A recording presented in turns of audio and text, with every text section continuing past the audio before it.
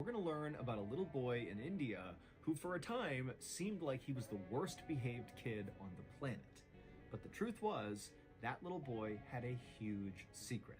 And when his secret got out, it changed everything anyone thought they knew about this boy, and it prompted all these big-time college professors from major universities all around the world to personally fly to India to investigate this kid's claims, because the implications of what he was saying were massive.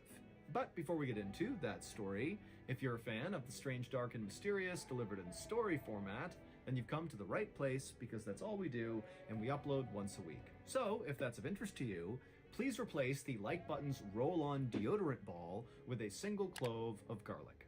Also, please subscribe to our channel and turn on all notifications so you don't miss any of our weekly uploads. Okay, let's get into today's story.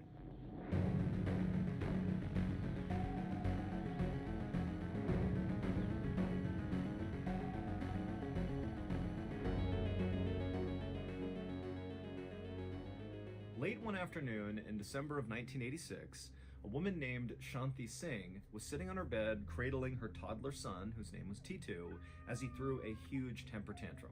Titu, who was 3 years old, had already been throwing this tantrum for about 30 minutes at this point, and it didn't seem like anything Shanti did was getting him to calm down.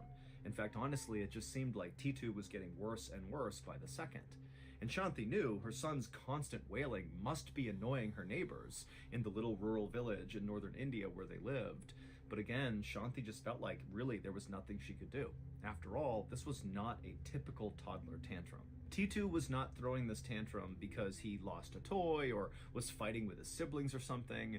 No, the reality was Shanti and her husband had no idea why Titu was throwing this tantrum, because Titu threw these tantrums all the time for seemingly no reason, and nothing they did would get him to stop. He would just start throwing these crazy fits, and he would only stop when he was ready. Now, Shanti and her husband had taken Titu to the local doctor, and he'd been examined, and the doctor said, look, I think your son's just fine. I can't find anything wrong with him. So whatever's causing him to be so upset, it's got to be psychological. Shanti grabbed her son and tried to give him a hug and kiss to get him to calm down. But as she did that, Titu turned around and tried to hit her in the face and kicked her and punched her. And so Shanti had to kind of fall back on the bed. And Titu, at this point, who's still throwing this huge tantrum, he leapt off the bed and ran out of the room. Now, Shanti had already sent the rest of her family, her kids, her husband, outside to wait out this current Titu tantrum. And so for a second, Shanti thought about just laying on the bed and letting her crazy toddler just kind of run around the house until he was done throwing this tantrum. But as Shanti was laying there on the bed, practically crying from frustration, she heard a plate break in the kitchen. And so she jumped up and ran into the kitchen, and there was Titu looking down at the ground where there was a shattered plate on the ground. Clearly, Titu had smashed it on purpose. And so as furious as Shanti was, she suddenly realized that, nothing she could do was going to get this kid to stop. And so right now, the only thing she could do was just put him in a safe place where he couldn't hurt other people or himself or damage anything else. And so Shanti, trying to be as calm as possible, walked up to Titu, who's still throwing this tantrum and swinging at her as she's coming near him. And she grabbed him, she turned him around so he couldn't kick her or punch her. She put him into his room and then shut the door. And then she sat down in the hallway with her back kind of fall back on the bed.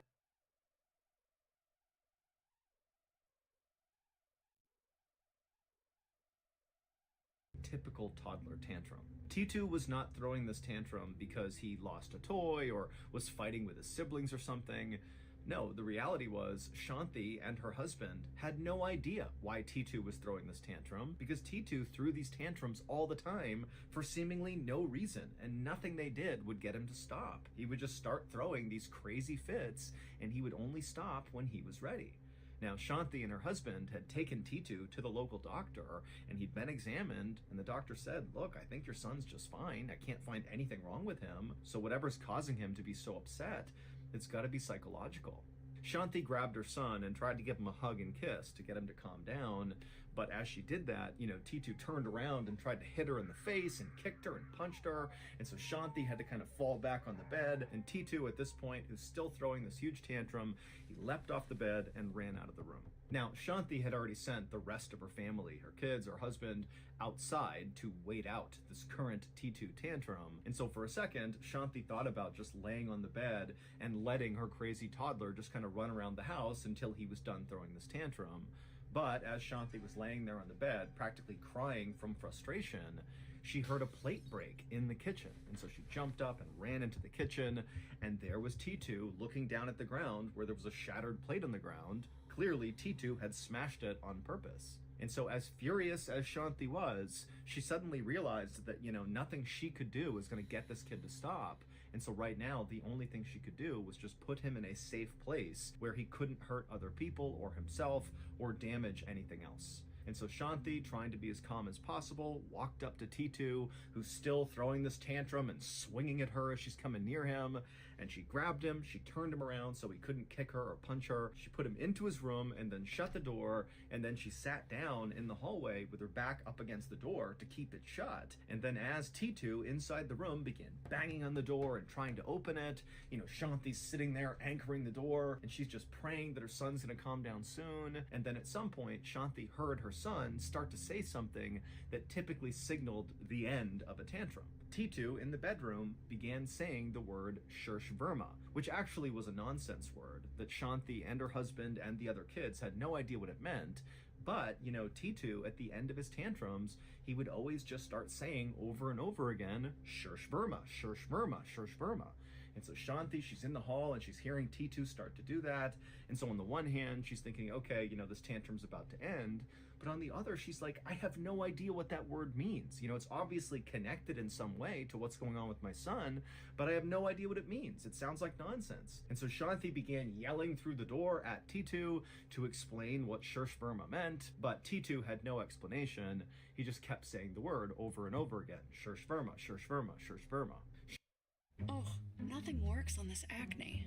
Hi, Who? I'm a licensed dermatology provider from Curology. Oh. Answer a few questions, I'll look at your skin and prescribe you a personalized cream. Shanti and her husband had 5 other kids. T2 was the youngest, and T2 was not like any of his other siblings. The other siblings did not throw temper tantrums like this, not at all. And in fact, T2 had been a difficult child even before he was born. Towards the end of Shanti's pregnancy with T2, she'd become very, very sick, and in fact had to be hospitalized for the entire last trimester. And then as a newborn baby, T2 basically didn't sleep at all, and he cried constantly. And so Shanti and her husband initially thought, T2 must just be a very fussy baby. But in time, as he grew into more of a toddler, it was clear to Shanti and her husband that T2 was actually a different kind of kid. He seemed like a very unhappy and kind of angry kid who was permanently on the verge of crying or throwing a fit. But it wasn't until T2 began talking at around 2 years old that Shanti and her husband really started to become worried.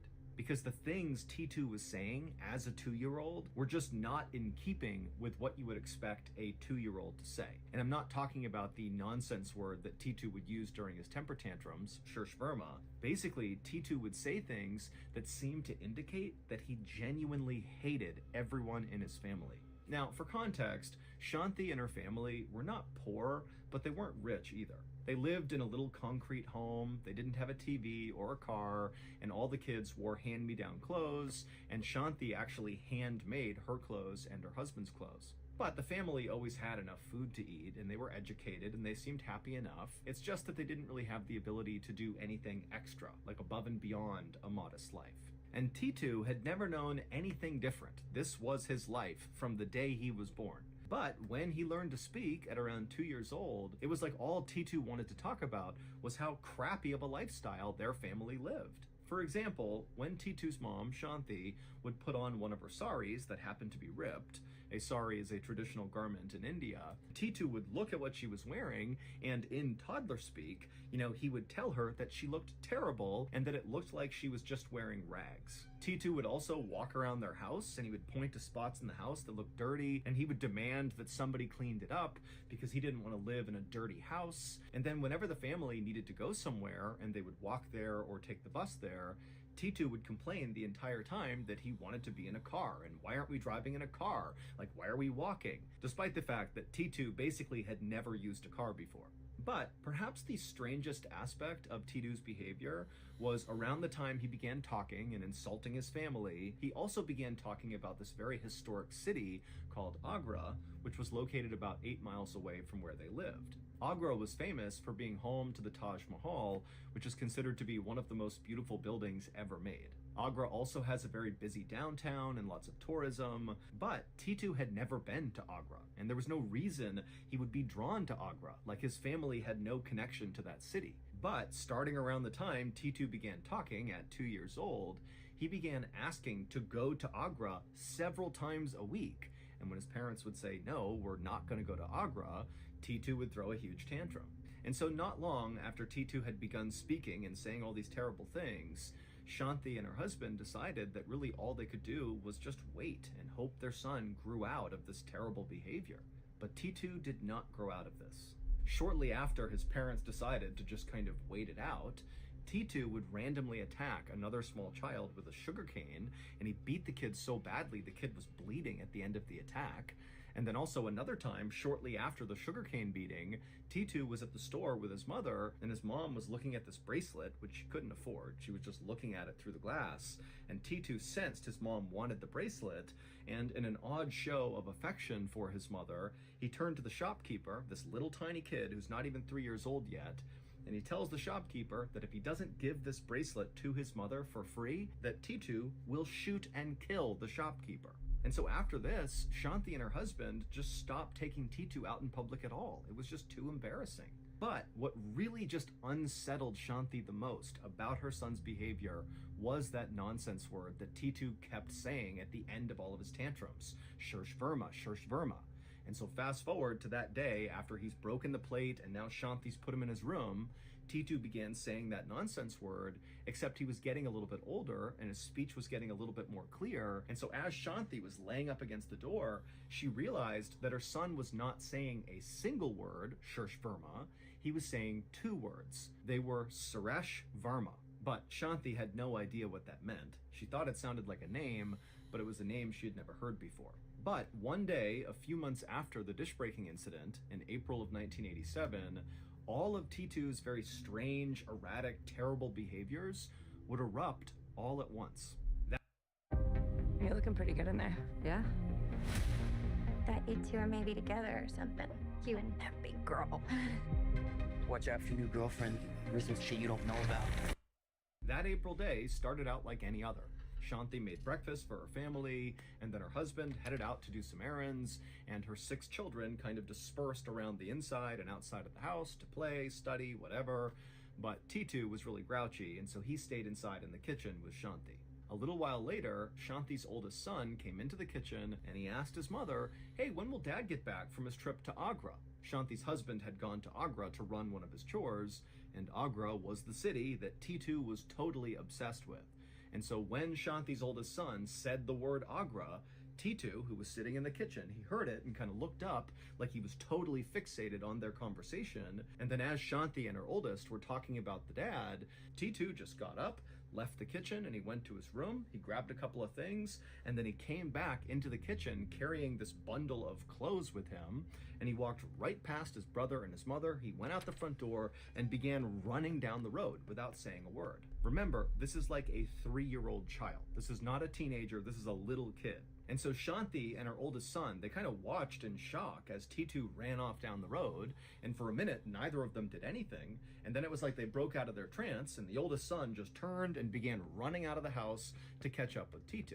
Now, it didn't take long for the oldest to catch up with his young brother, but it was surprisingly hard to stop T2 from trying to run away. He fought back as hard as he could to keep his brother from pulling him back to the house. And then when the older brother got T2 back inside, Shanti looked at her older son and she saw he had a black eye from where T2 had just hit him. And when Shanti turned to T2 to try to get him to apologize to his brother for hitting him, she saw T2 was completely inconsolable. He was throwing a huge temper tantrum. He was on the ground kicking and flailing and screaming at the top of his lungs. And so Shanti and her oldest son knew there was no hope in getting him to calm down. He was deep into one of his tantrums. And so Shanti and the oldest just basically restrained T2 so he couldn't hurt himself or one of them or damage anything. And for a while, as they held him to the ground, T2 just continued to scream and flail and throw this fit, but eventually he did kind of calm down and he began saying Suresh Verma over and over again. But then he began talking about something that he really hadn't brought up before that stood out to Shanti and her oldest son. T2, in addition to saying periodically Suresh Verma, also began talking about some radio store in Agra. And T2 kept saying, why didn't Dad bring me to the radio store? Why didn't he bring me? And so as Shanti is listening to her son, she suddenly thinks, you know what? This is my chance. He's being so specific about this radio store. Maybe this is my opportunity to lean in and learn what the heck is going on with my kid. And so once T2 fully stopped his temper tantrum and Shanti and her oldest could finally let go of him, once T2 had left the room, Shanti turned to her oldest son and she told him to go to Agra right now. Just go there and look for a radio store or something. Look for anything that could be a clue to what's going on with T2. He obviously has some fixation with the city. Just go, look around, see if you can find something. So the oldest son left the house and he went to one of his friends' houses who had a car, and together they drove into Agra. Now, Shanti had no idea if her oldest son's trip to Agra would produce anything useful, but she figured, she's got nothing to lose. A few hours later, when Shanti's oldest son returned from Agra, he came into their home with a very serious look on his face. And right away, Shanti could tell, clearly he's discovered something. And so Shanti asked her oldest son, tell me, what did you learn? What happened in Agra? And the oldest son, he looked down for a second, and then he looked back at his mom and he just said, tomorrow, we're gonna have visitors.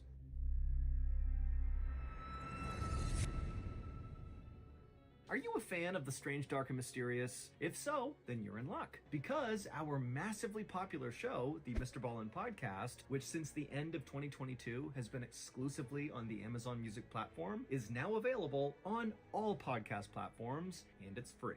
There are over 200 episodes in the back catalog of this show. And of those 200, at least half of them have never been told on YouTube. They are only available on the podcast. And you can find those exclusive episodes by looking for the words podcast exclusive in the individual episode title. So again, the highly popular Mr. Ballin Podcast is once again available on all podcast platforms, and it is free. To listen, just search for the Mr. Ballin Podcast on Amazon Music or wherever else you get your podcasts, and then give the show a follow and then start your binge.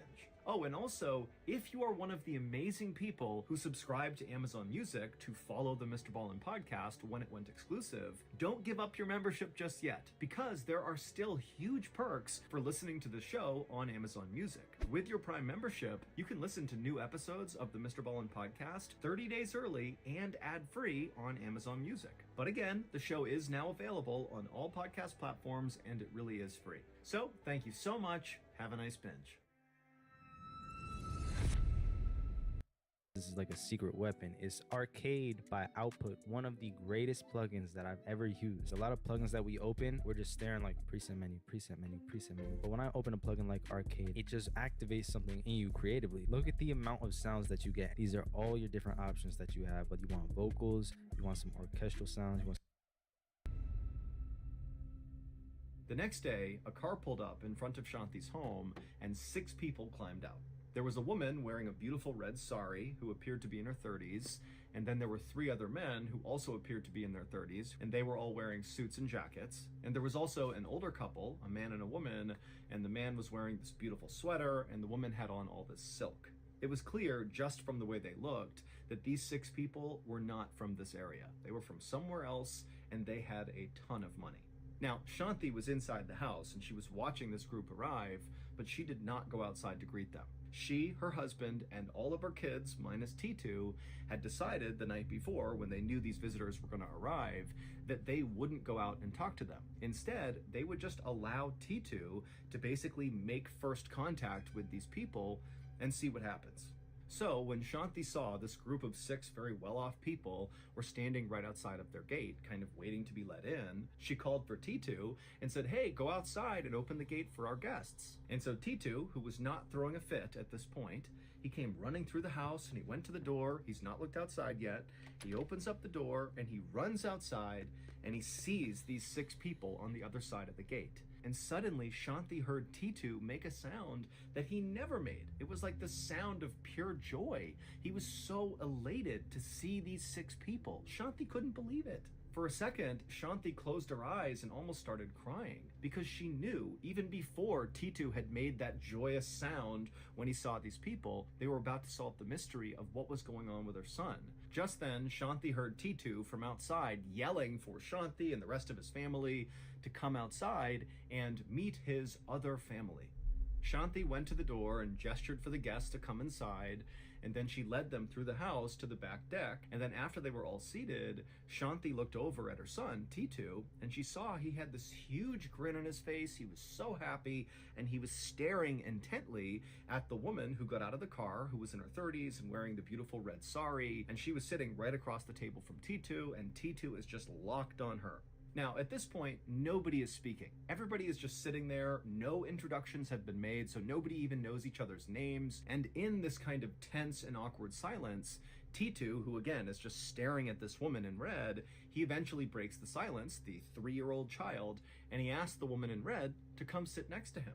And so the woman in the red sari, she does what he asks and moves over and sits next to the toddler. And then Titu looked up at her and he smiled and he said, "Do you know who I am?" And the woman, she's looking down at him and she said, "No, I don't." And Titu would look back up at her and he would say, "I know who you are. You're Uma."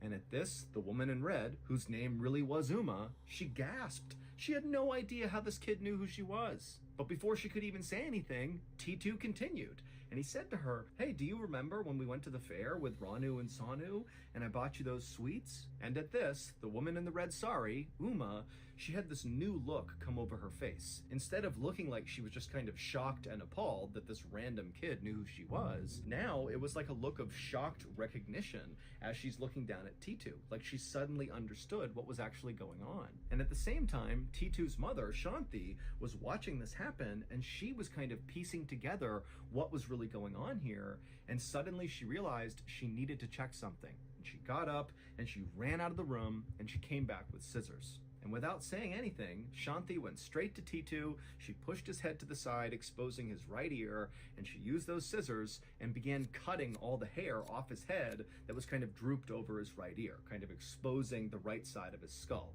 And as the hair on Titu's head fell to the ground, exposing more and more of the right side of his head, all the adults watching just gasped. And the whole time, Titu was just smiling. I am here to tell you today that your feelings are valid. Your trauma is valid. Your hurt is your... To understand what just happened out on that back porch between these random people and Shanti and her family, you need some context. So here's what happened when Shanti's oldest son was sent to Agra to go investigate and look for clues that could explain what was going on with Titu. The brother and his friend had driven all around Agra, looking for radio stores and looking for things that might in some way kind of connect to Titu, and they didn't see anything. But at some point, they drove past one of the many radio stores in Agra, and the name of this radio store immediately stood out to the brother and this friend. So the older brother and the friend, they parked their car and they went into this particular radio shop, and inside of there is where they met Uma, the woman who had the red sari on, who was in her 30s, that Titu said we went to the fair together with, that woman. So she's inside this radio shop, and when the older brother asked Uma how this radio shop got its name, that was when things began to fall into place for this older brother about what was going on with Titu. Uma would tell the older brother that this radio shop actually belonged to her husband, except 3.5 years ago, he was murdered. He was shot and killed, and so she had been running the shop ever since. And Uma said she had considered changing the name of the shop, since taking it over, but she just couldn't bring herself to change it because the shop's name was actually based on her husband's name. The name of the shop was Suresh Radio Shop. Her husband's name was Suresh Verma, the 2 words that Titu would say all the time at the end of his tantrums. Suresh Verma, Suresh Verma. That was Uma's husband. And it would turn out the details of Suresh's death matched up in a very bizarre way with Titu's birth. And all of Titu's totally erratic, strange, terrible behavior throughout really his entire life to this point now suddenly made sense if you knew about Suresh's life. Many people, including professors from major universities in India and America, have come to believe that what happened with T2 was when Suresh was murdered, his spirit somehow came out of his body and entered T2's body. Basically, Suresh was reincarnated in T2. This reincarnation theory would explain why T2 was always saying Suresh Verma, because in theory that was his real name. You know, that's the guy who died, who then his spirit transitioned to T2, so he's saying his name over and over again. And then also T2's obsession with Agra would make sense, because that's where Suresh's radio shop was and where he lived.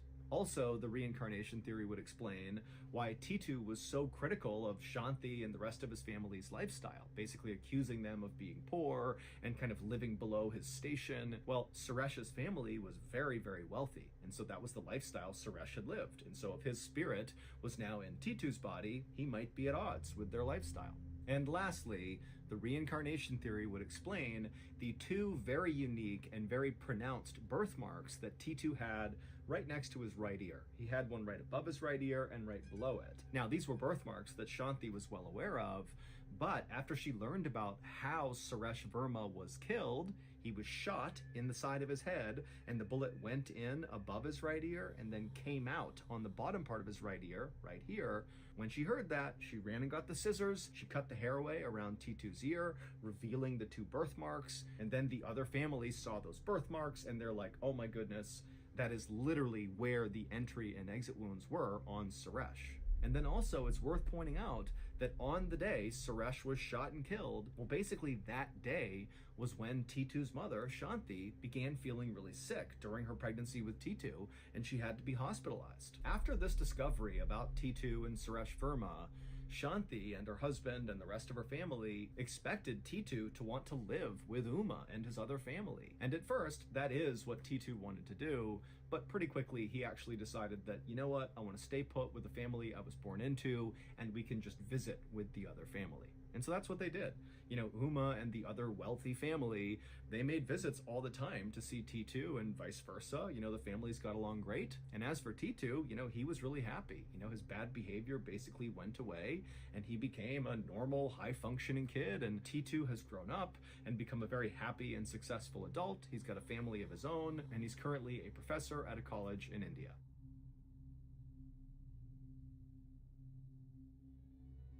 In the very early morning hours of December 26, 1980, Airman Steve Longaro was on a foot patrol at the Royal Air Force Base near Rendlesham Forest in the UK. And as Longaro walked along, suddenly this alarm sounded across the base. And based on the sound of this alarm, Longaro knew this was not a drill, and so instinctively he turned and began sprinting towards his assigned firing position right along the perimeter of the base. And as Longaro ran towards his position, he looked around him and he saw hundreds of other soldiers doing the exact same thing.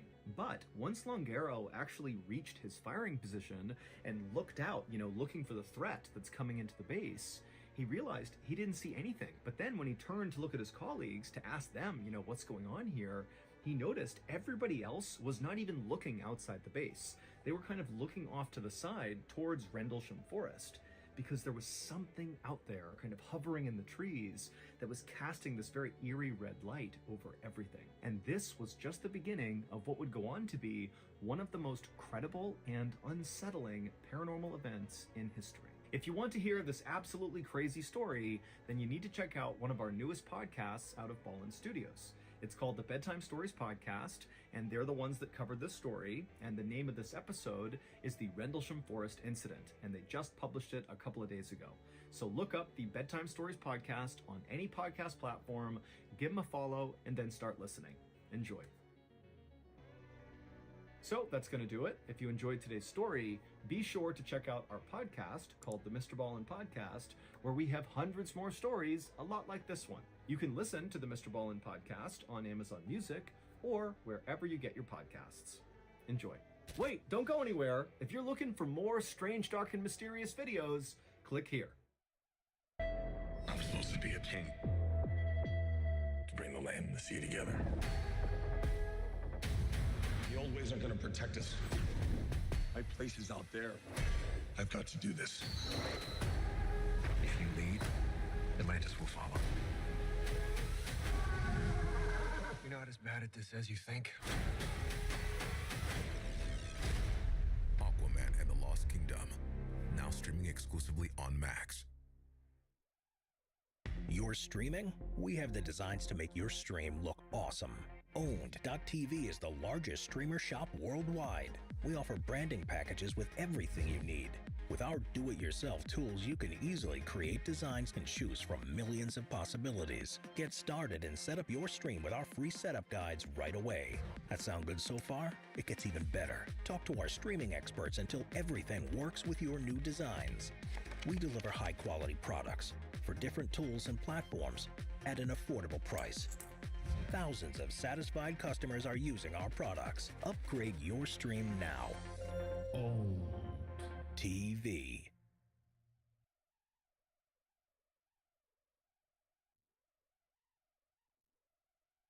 Sometimes the truth is stranger than fiction, and today we're going to look at 3 stories that demonstrate that. But before we get into those stories, if you're a fan of the strange, dark, and mysterious delivered in story format, then you've come to the right place, because that's all we do, and we upload once a week. So if that's of interest to you,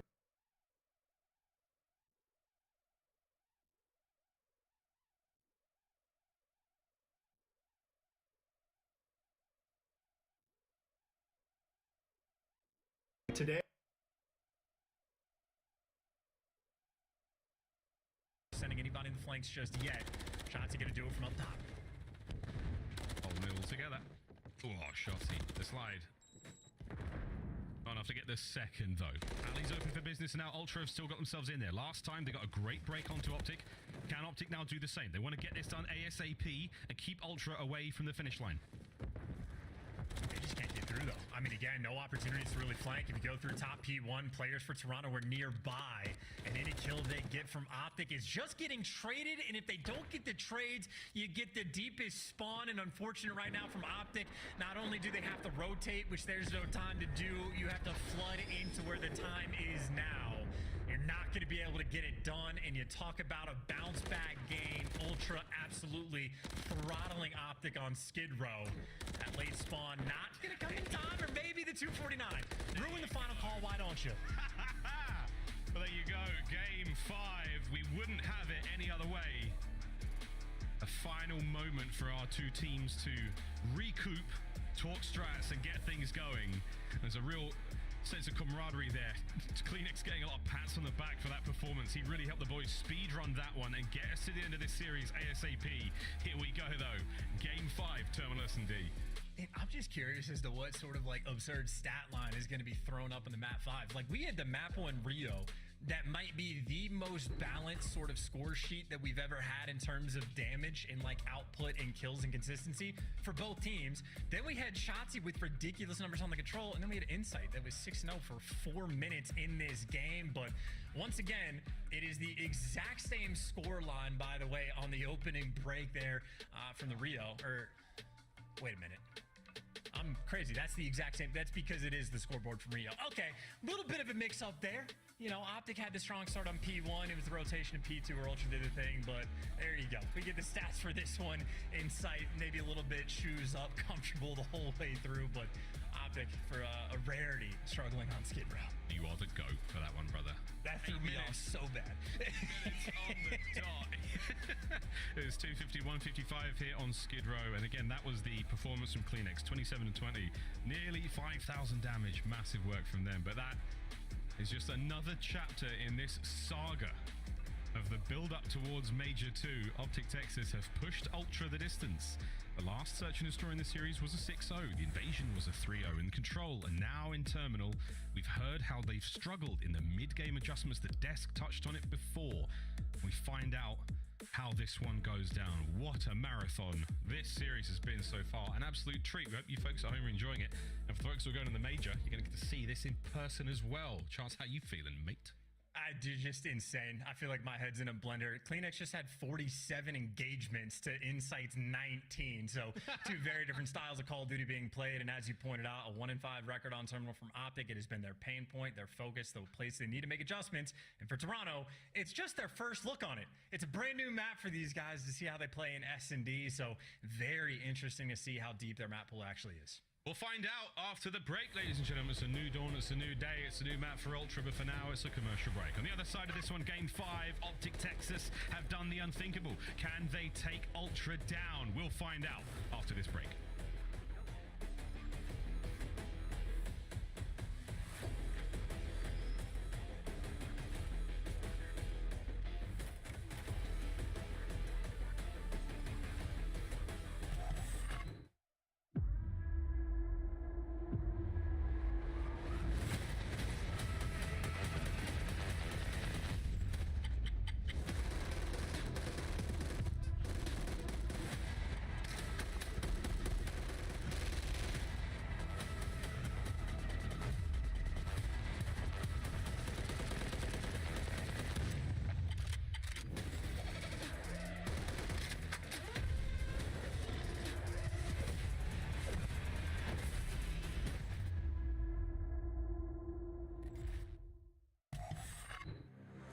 Upgrade your game with the Scuff, the official controller of the Call of Duty League. Slice up your competition with the Executive Chef Operator, now available in-game in the Call of Duty store.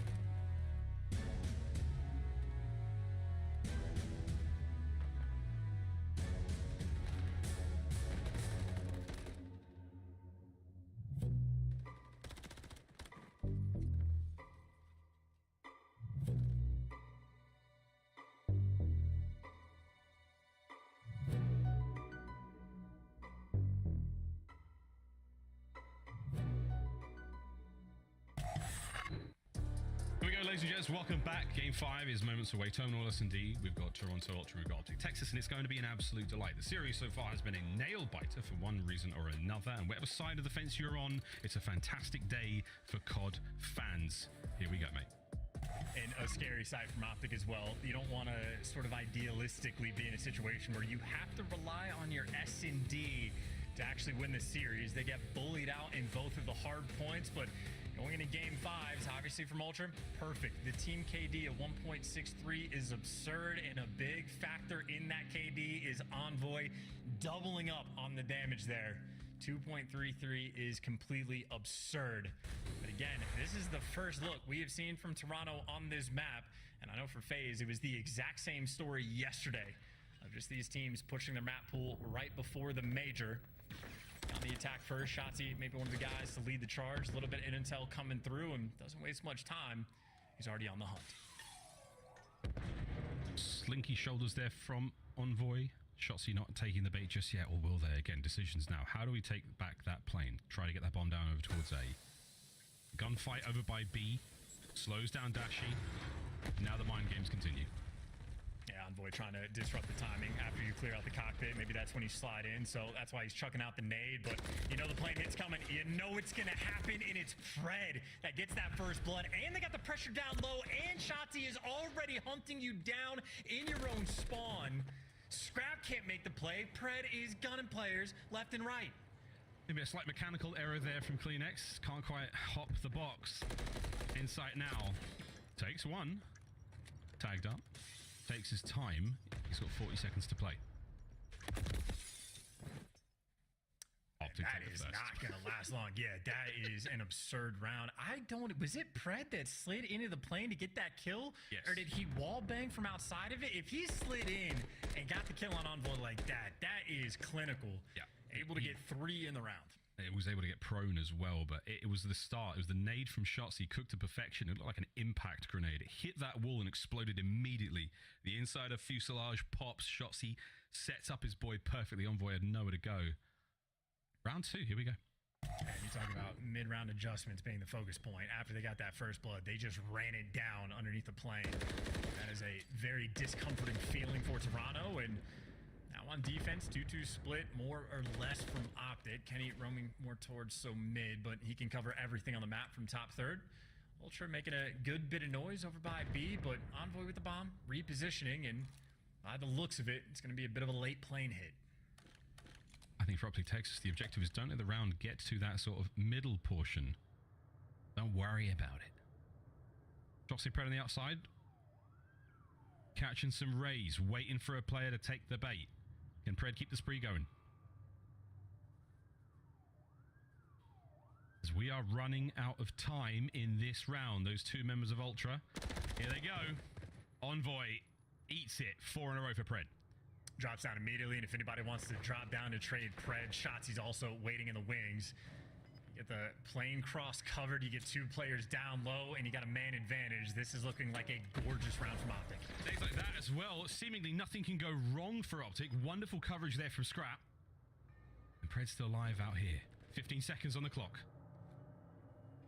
Time this right, and he's got himself streaks. And the round. Insight's been taken care of as well. Now all down to Scrap. It's first come, first serve. There's an awkward lineup there, and I do think Pred got the kill in the end. He's 1 away from streaks. That's just another, again, gorgeous round. Pred does everything right, gets the first blood. Really quite literally playing like a predator, just picks his spot and just waits for the kill to fall into his lap.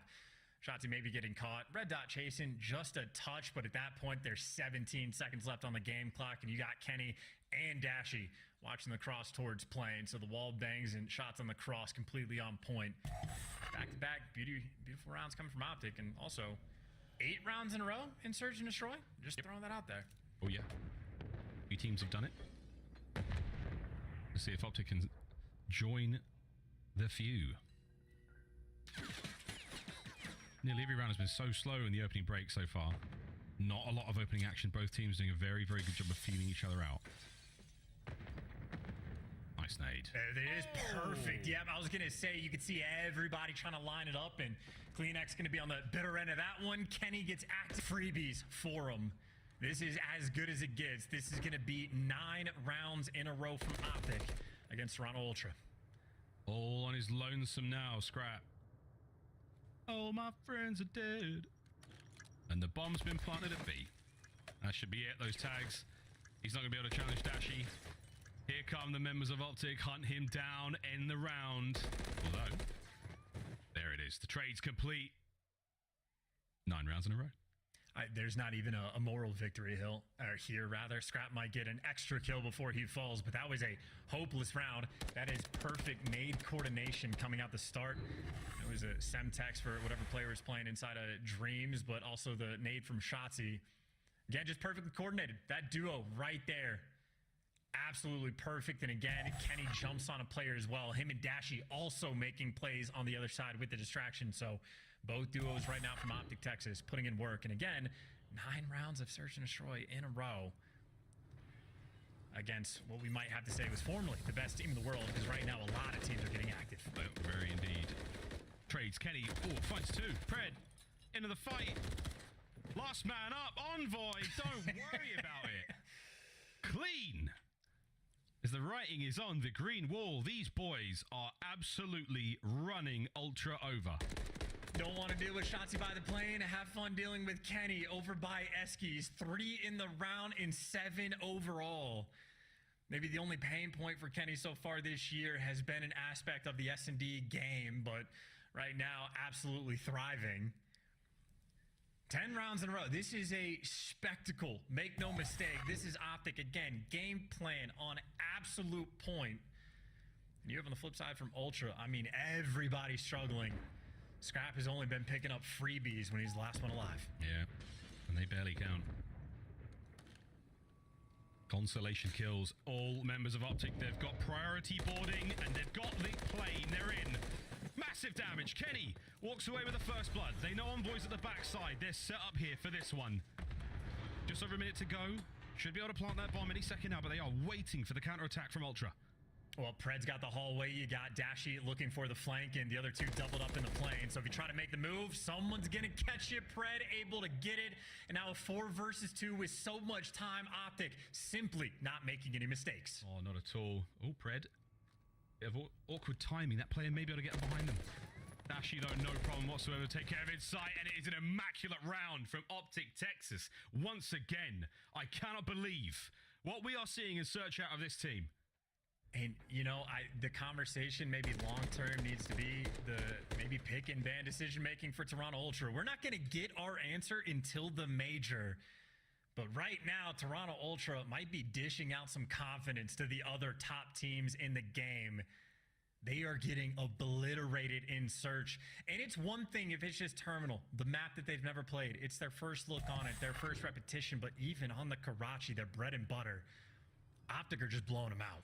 It's match point, and the way the search and destroys have gone so far, you are rubbing your hands together if you're an Optic fan. Ultra, though, a sign of life.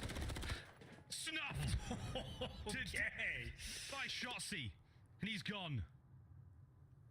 Optic's ghost. He is uncatchable. He might be able to get another hit. Oh, it was close. Those are clean shots, but still a 2 versus 2. Shotzi did get the intel that someone dipped out the back of the plane, and obviously they know about Insight, but Insight's going to be dealing with 2 different players, Pred and Kenny. Maybe just waiting for their moment, or maybe Scrap in the meantime actually finds the pick. That's from downrange. Those are good shots, but this is Pred's opportunity to clutch and dagger them with the double 6-0. And this was the worry, the mid-game adjustment. They didn't quite have it. Scrap's now on the flank. The timing of this one, wait, I don't believe it. Damage. Scrap's out.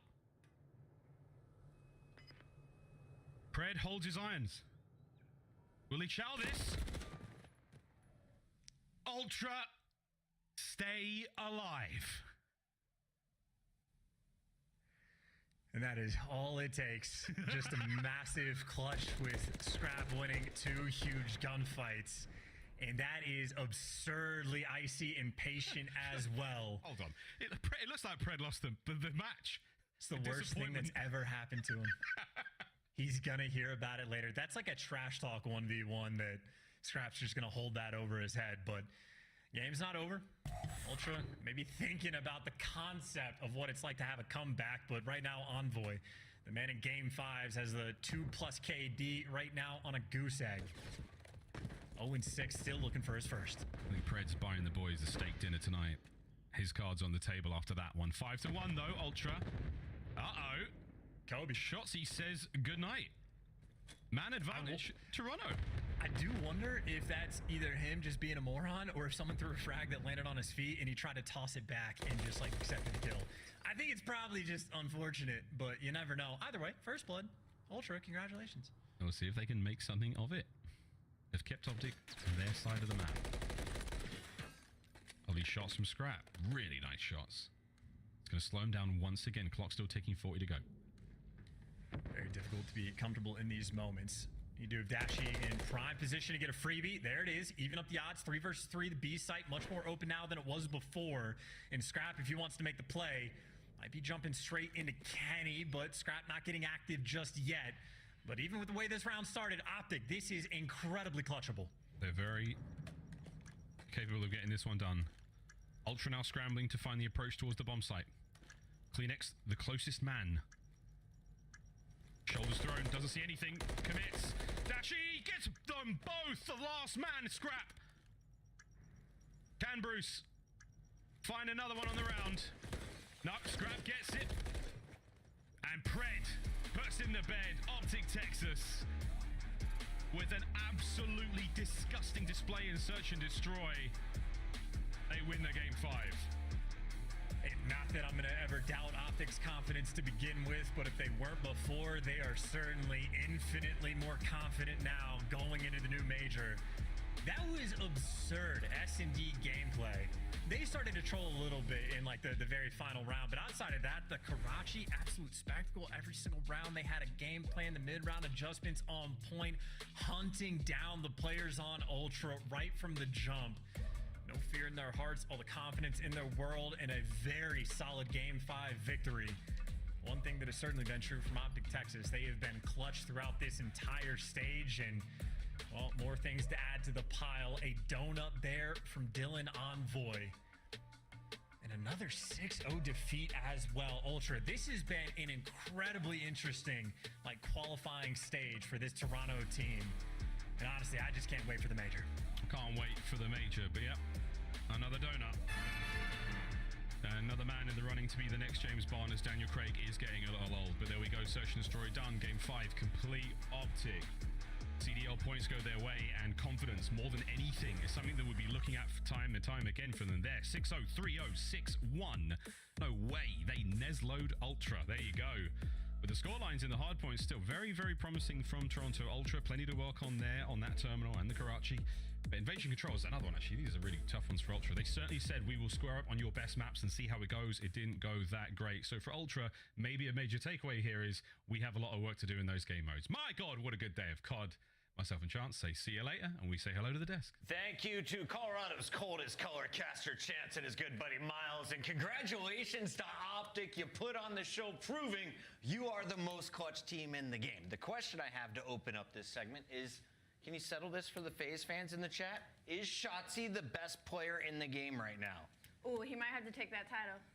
He's playing like it. Yeah, I mean, it's tough. It's any given day. With the top 5 talents, it's any given day. Let's take a look at what went down in this series, and a shout out to Toronto Ultra for taking this to a Game 5. But the Search and Destroys, surprisingly one-sided. It was a dominant showing from Optic on both of these maps. What went right for Optic, and what was going wrong for Toronto? Well, for Optic, I mean, they just, especially in this terminal, it was just new looks, right? Like, typically, terminal SD can be really one-dimensional in the fact of the way the setups work. It's typically going to be a 2-2 split with somebody saying top AC. But Optic took a different approach with that split. That first round where we saw Pred, and I believe it was Shotzi sitting outside of plane, Pred watching inside of the terminal, and Shotzi watching his back. We have yet to see a team do something like that. Typically, it's somebody cockpit, somebody's back plane. So that's what Toronto Ultra is playing for. So Optic Texas just weren't giving them any information. Yeah, I think, for Optic Texas, they have a lot of reps on Terminal S&D. They have a lot of losses, so they were able to make some huge adjustments. I think one of the massive ones was, like, Shotzi just getting more involved in front plane. A lot of times, he would just sit in the back of the plane, pre-aim the stairs with a pistol, and they would try to retake together. It wasn't working. They changed that up. And also, not trapping yourselves after you post-plant. Get active. We saw Pred doing it plenty of times. We saw it in the last round, where they backed up and pushed all the way around back Burger, just allowed Dashi to completely focus on his hallway and 3-story. Like, these are the changes that they need to make to win that map, and it works. It's really interesting to see the top 4 right now. Subliners, they beat Atlanta, haven't played the other 2. Optic has now beaten Toronto. Atlanta has beaten Toronto, but lost to New York. And, of course, had that match against Optic coming up next week. It's going to be exciting all the way through. And tonight, Scuff Play of the Game belongs to the one and only Shotzi. He put up multiple records during this performance. A 13 streak beats Draza's spree of 12.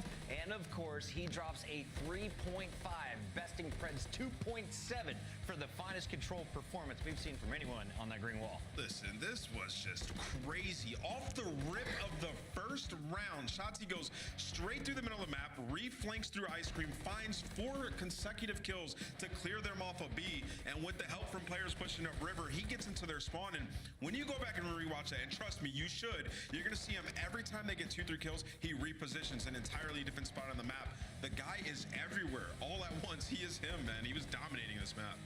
For me, obviously this was an incredible map out of Optic Texas, but I said it in the pre-match when we were looking over the maps and modes that the first 3 maps in the series were heavily in favor of Optic Texas, and I think the most impressive for me definitely had to be the fact that that Terminal and that Karachi were both basically 6-0, 6-1. Like, now Toronto Ultra certainly is something they have to go back to the lab and work on. Can't believe Pred choked that 1v1.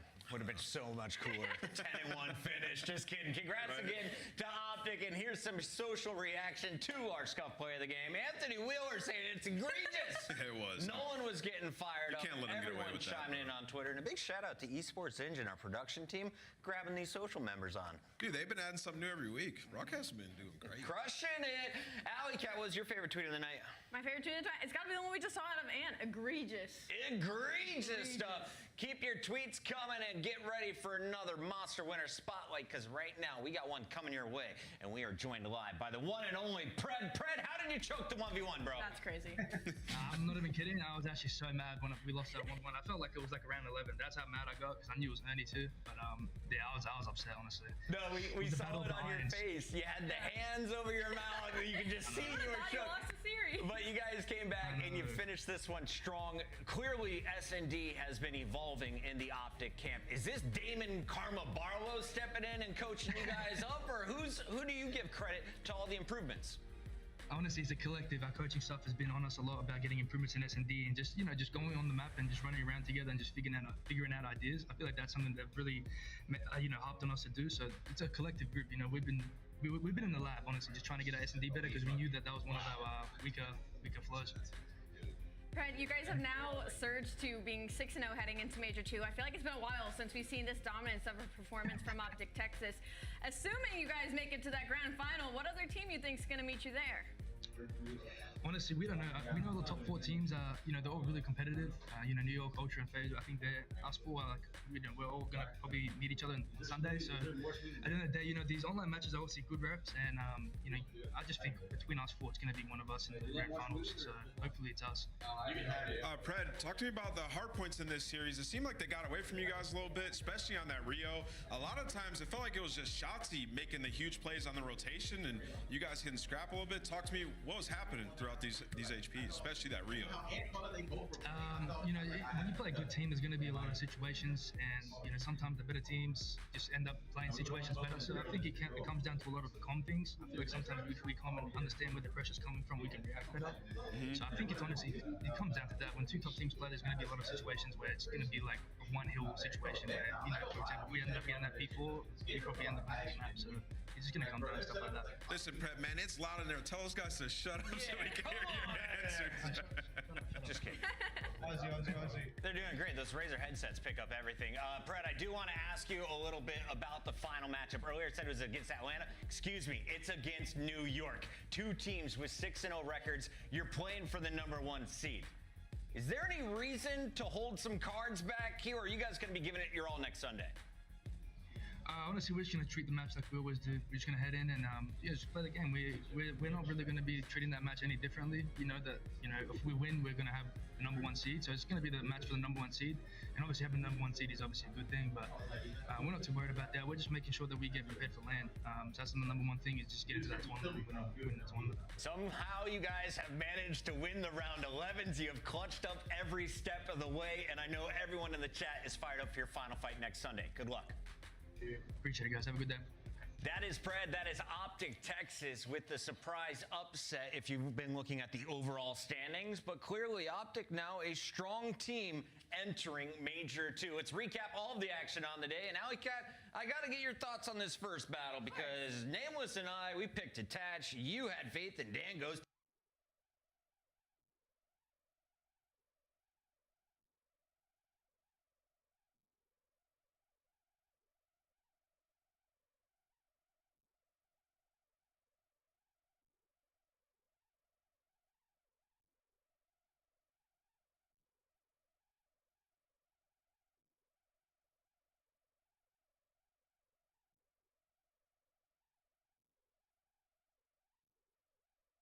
feel like we're not supposed to drive up here.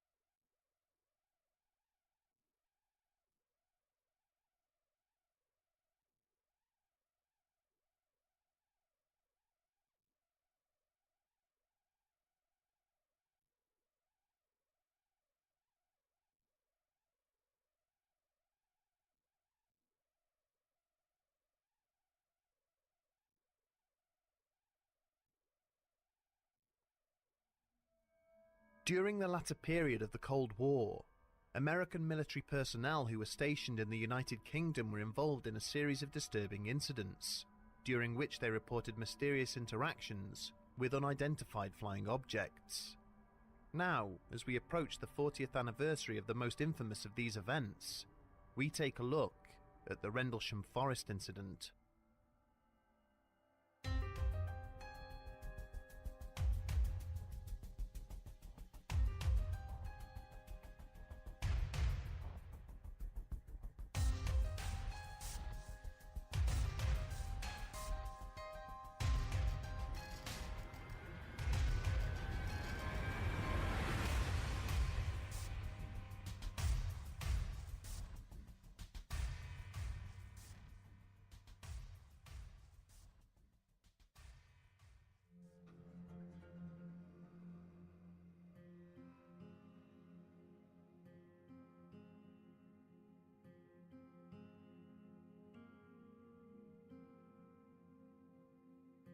At the outset of the 1980s, the Cold War had been in full swing for over 30 years, but was now entering a frightening new phase.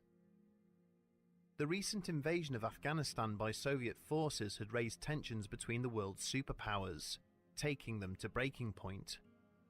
It had also been a primary factor in the election of President Ronald Reagan, who had campaigned on a platform which promised to take more direct action against the perceived warmongering of the Soviet Union. At the time of his election victory, Reagan viewed existing US foreign policy with open contempt. The incoming president believed that the détente which the two main powers had agreed upon was the main reason that the conflict had yet to be decidedly resolved. He was determined to break the will of his opponent by aggressively escalating the funding and deployment of America's armed forces. Reagan's strategy was bold and had been conceived around the central concept that the already failing Soviet economy would not be able to survive an arms race to match his planned increases in military investment. Its inevitable collapse would hopefully result in the country's population taking to the streets, revolting against their government, and forcing political change to take place across the USSR.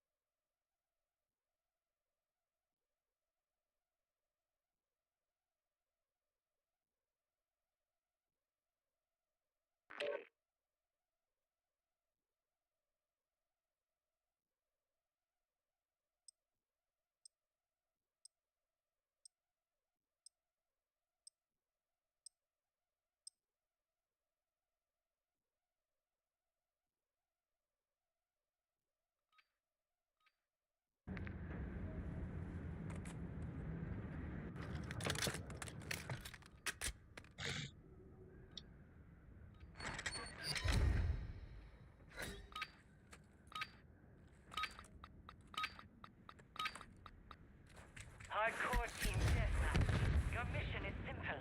Eliminate them all.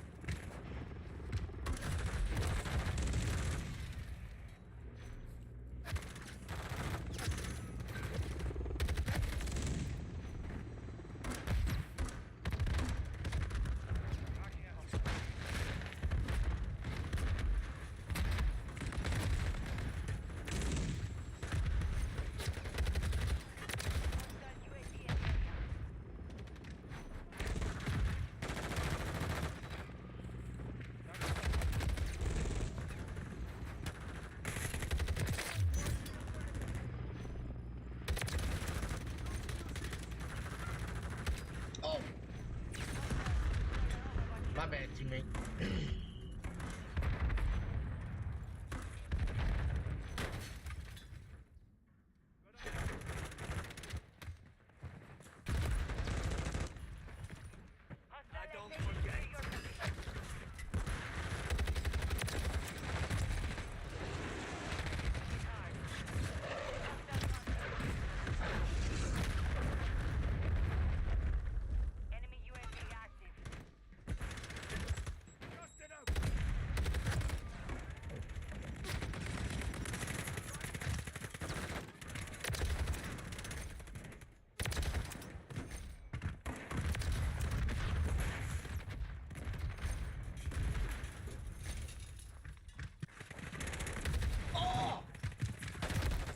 I didn't mean to do that. Rat.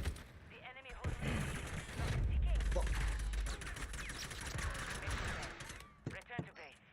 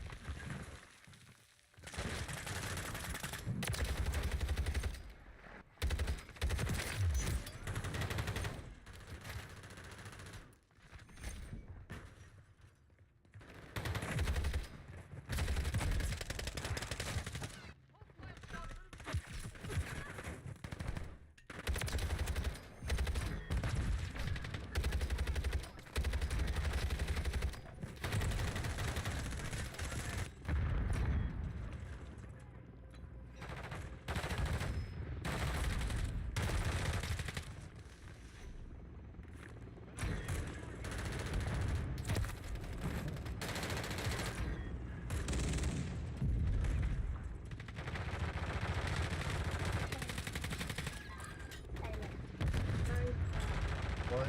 Okay, I can't do nothing about it. Just, I'll keep an eye on it.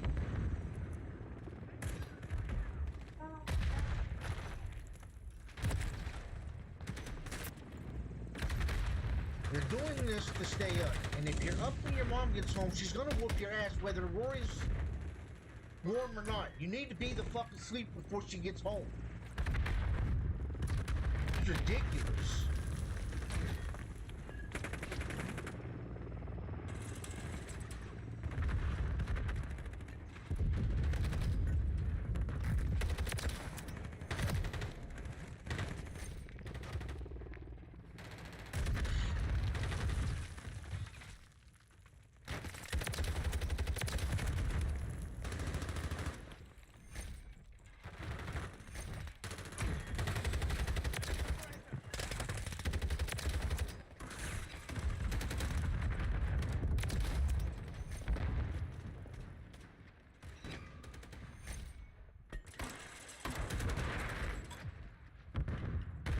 Rory!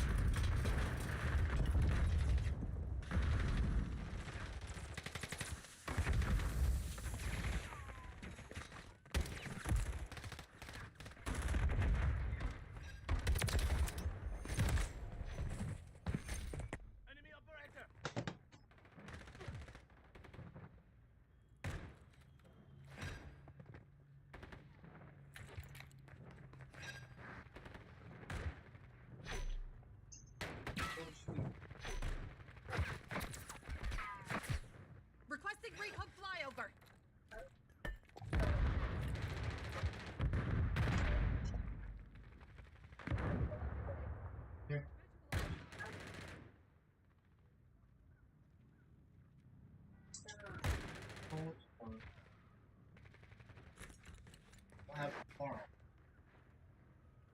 Tomorrow. Damn.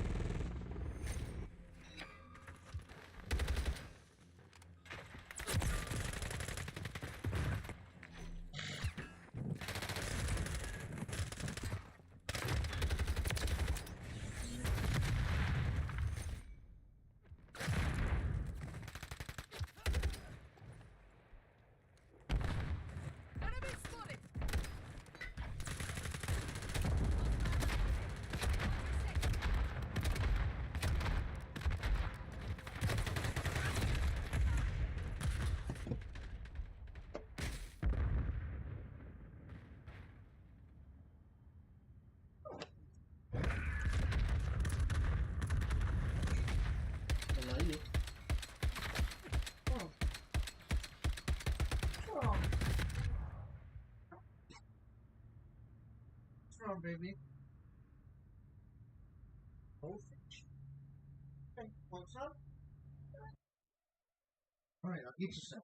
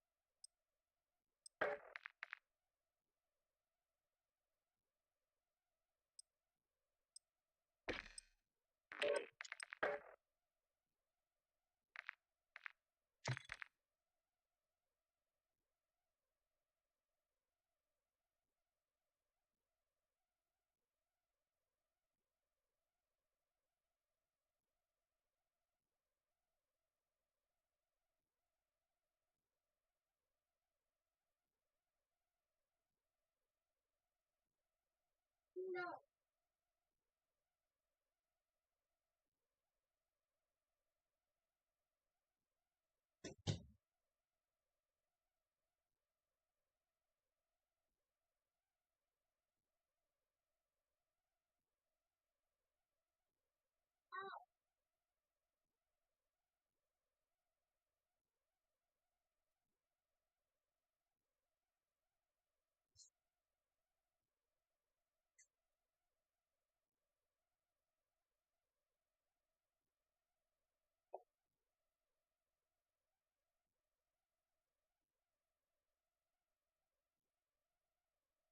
All right.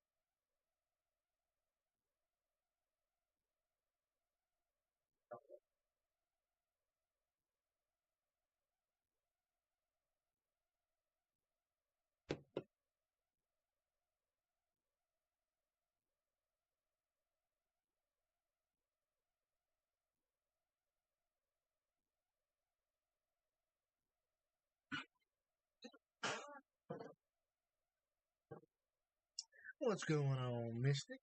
I'm having an okay stream.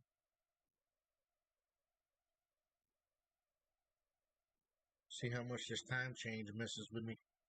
I'm already tired for some reason.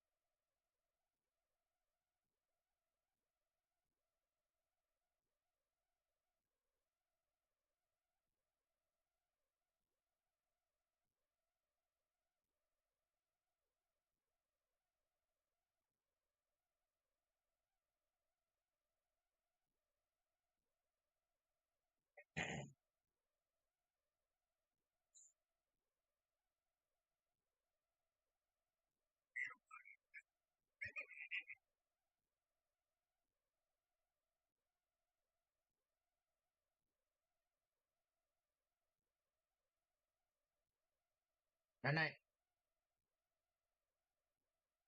want more? More what? That was the last of it. Stop.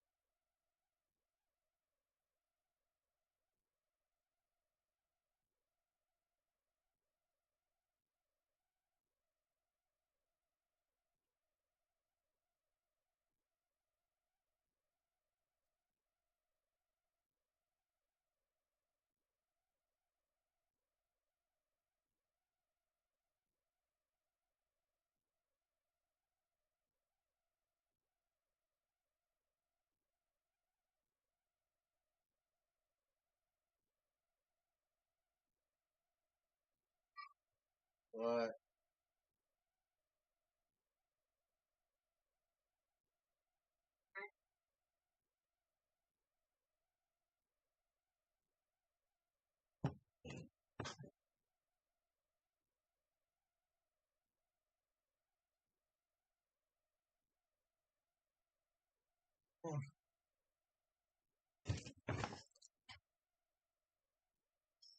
Come on.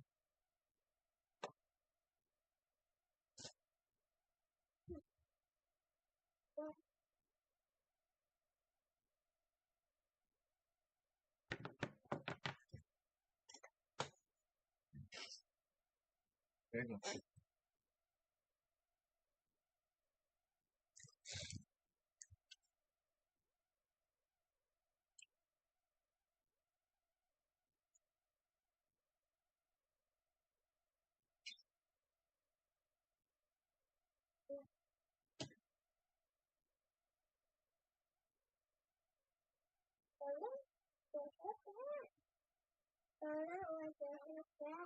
Mm-hmm.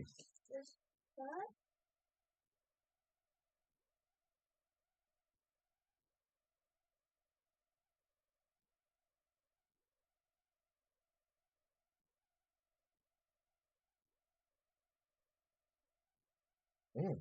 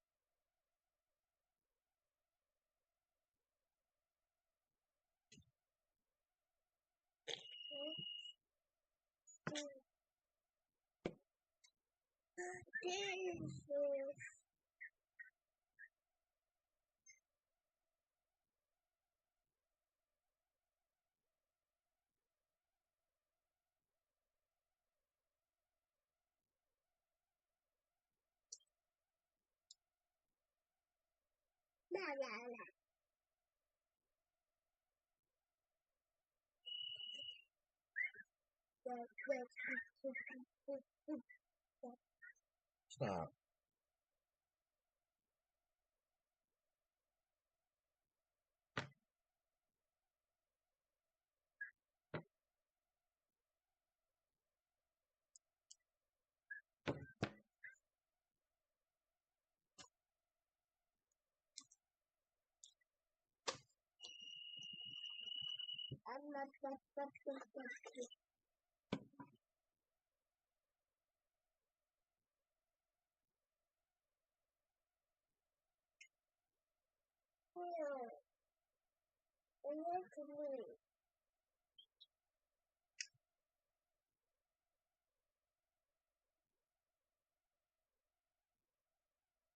You licking me. Quit licking me.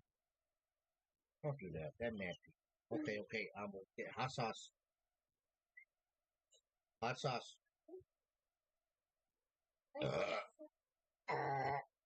Excuse you.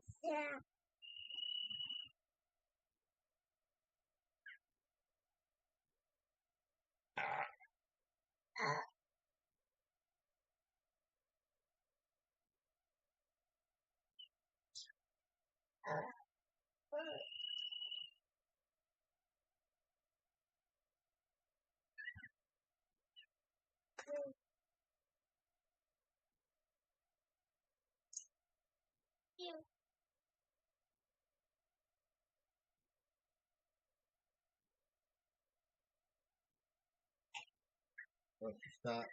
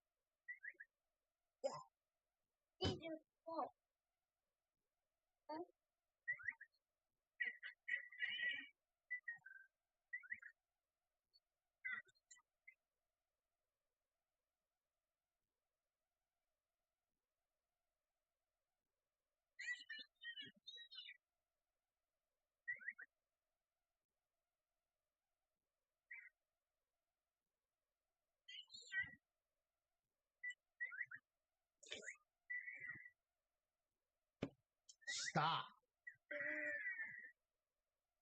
That's nasty. Get down. Too big. Here.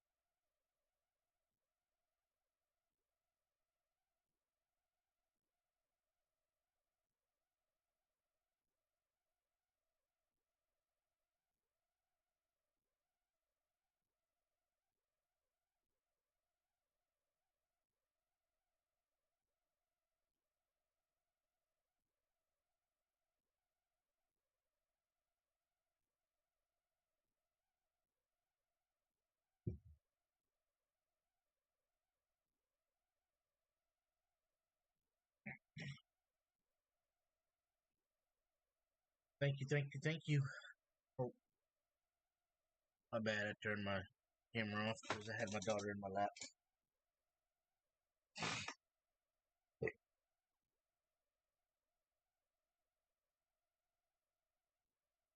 Hope you had a wonderful day.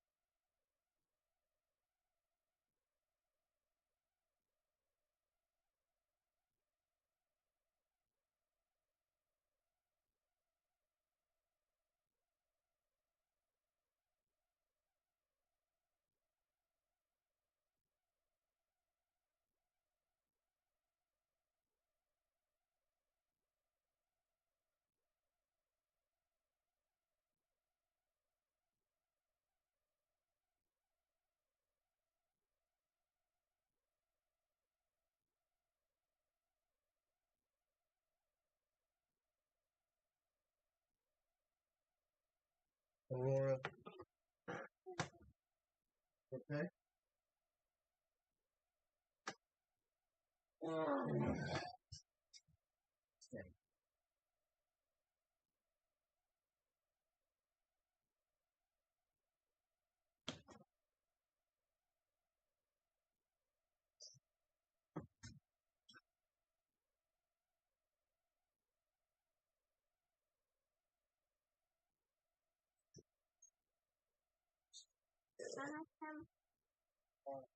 Get up. You can have sit.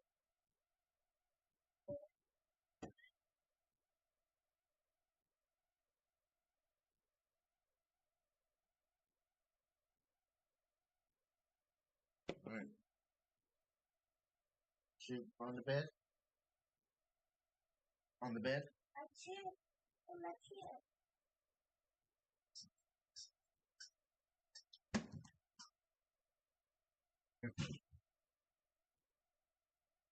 2, 3.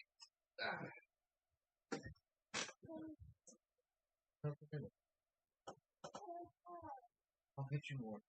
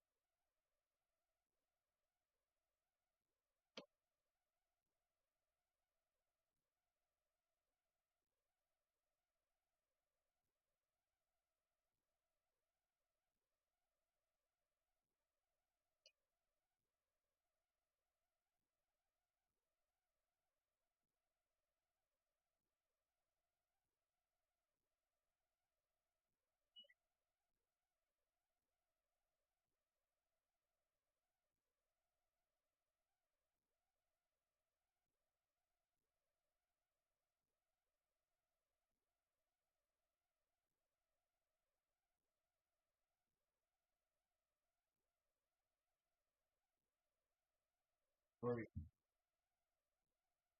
Up. Go.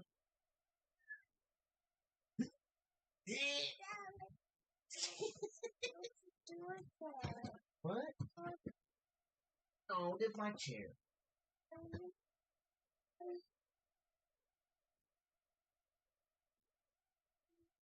What? I gotta sit down somewhere.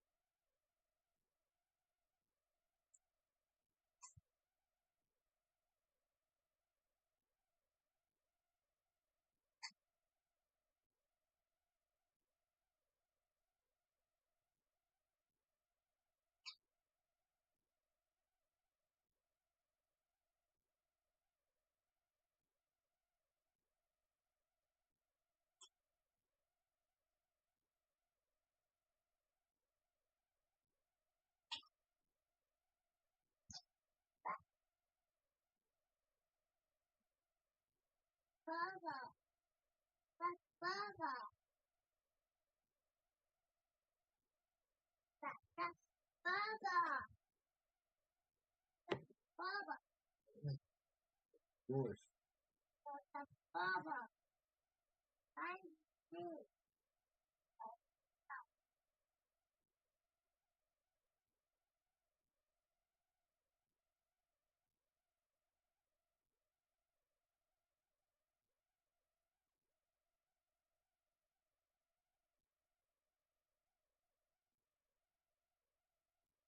I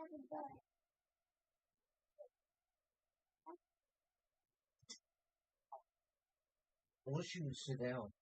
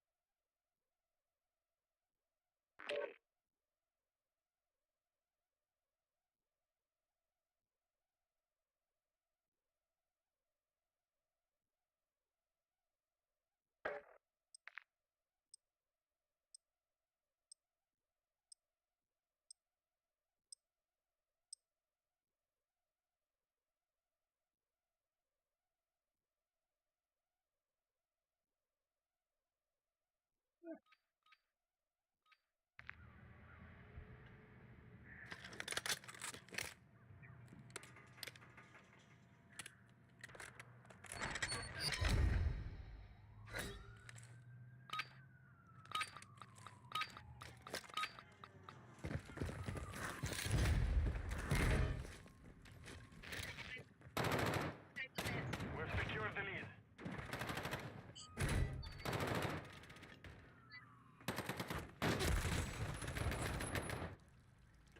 We've lost the lead.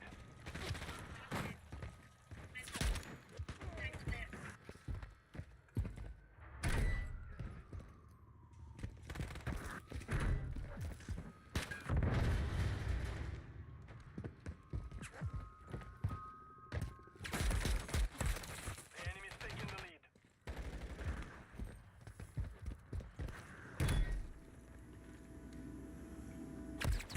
Taking fire!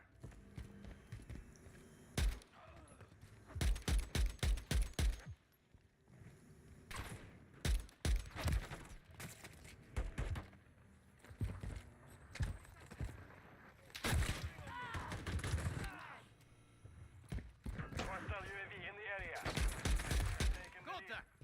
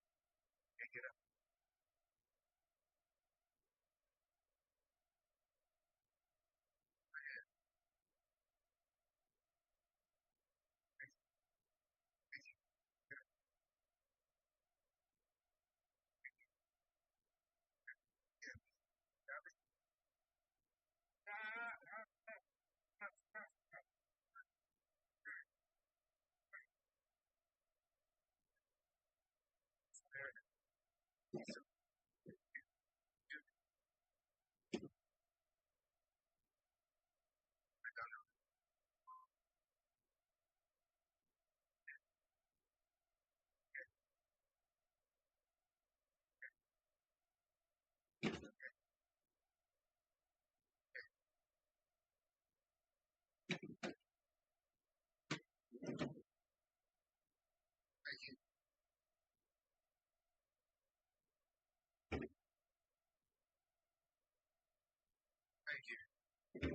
so much. No.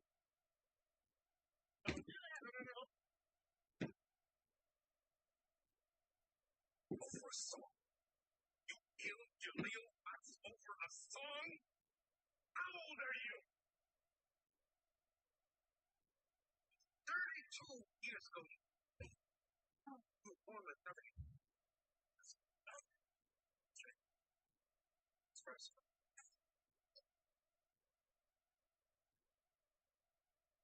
Thank you.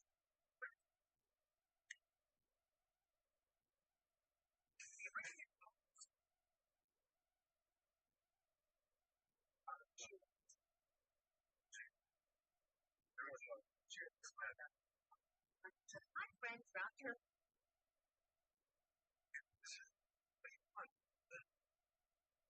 That shit, what drugs are you on? Sweat. Sweat. Turkey. It is. Special.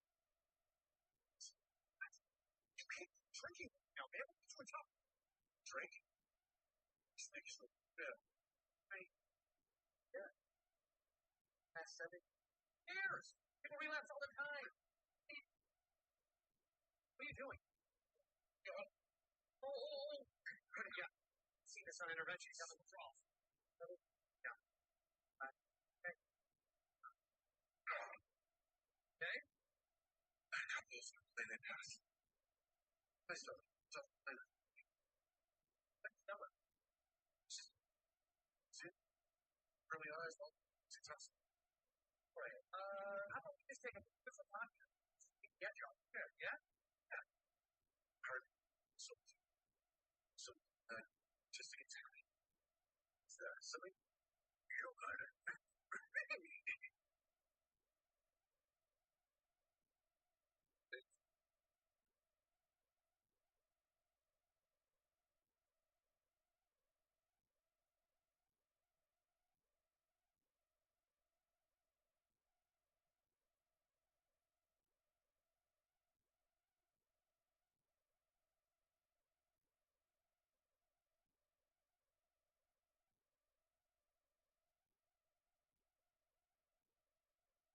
Can a non-player strike? AKA the strike zone. If a baseball player. This loadout's going to.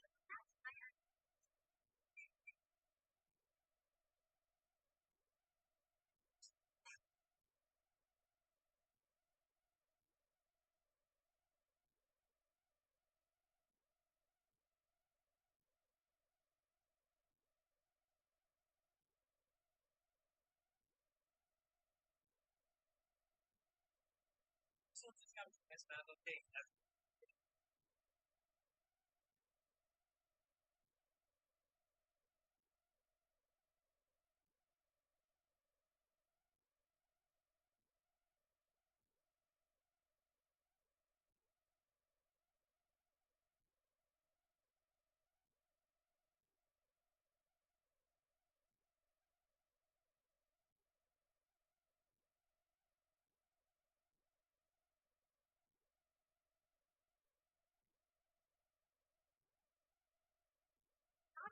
Right. Okay. And just hear me out for a second.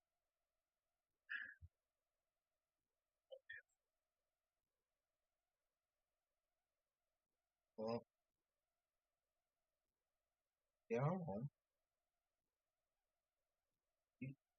I don't know.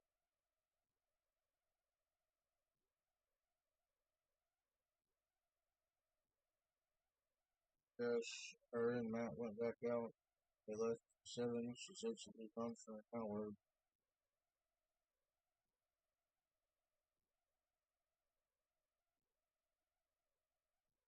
Not yet. She made the meat, but she hasn't finished it.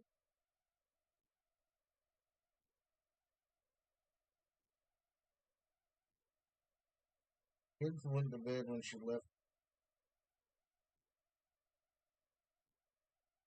Yeah.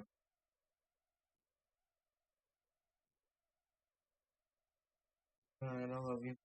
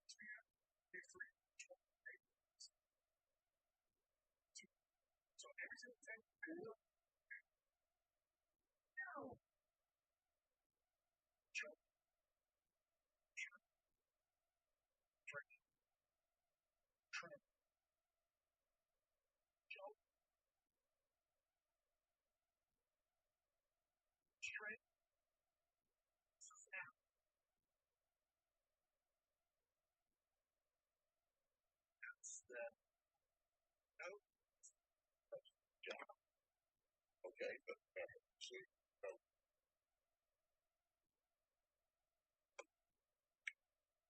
and you must turn the jacket inside out.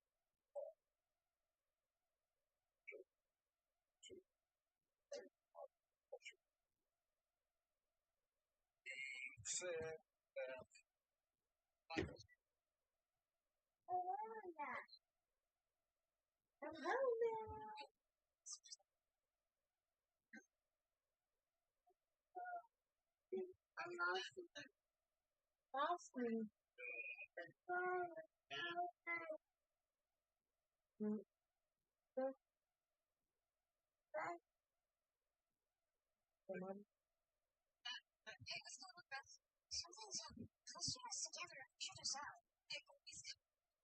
Because he doesn't like the news of the buses. How could you know where he is? Daniel! I need to check.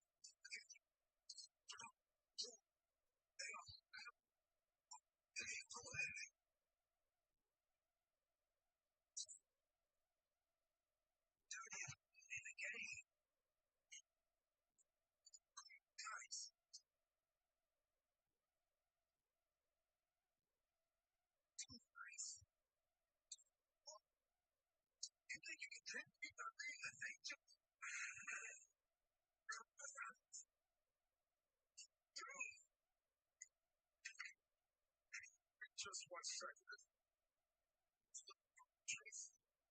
Yes, sir.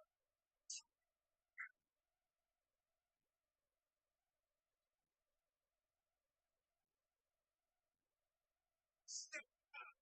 Step aside. Step aside. If anybody thinks that we're not going to date or something, then while I was dating Dad, even I really hate that.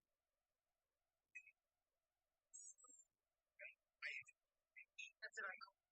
Really, you're ready.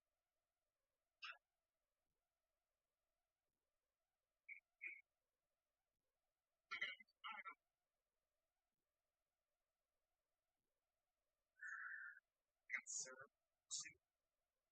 hey, this guy, right out of the house. So I was celebrating.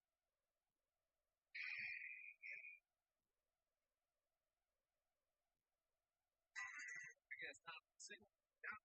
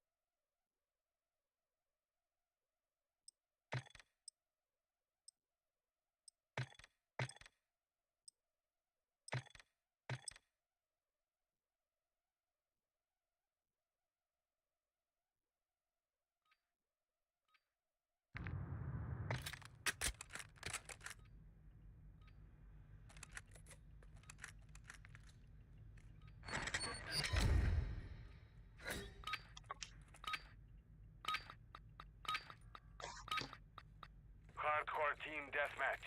Eliminate the enemy. Leave none alive.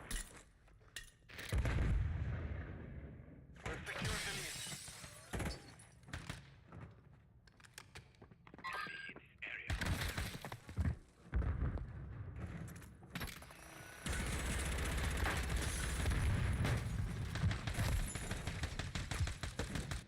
What am I?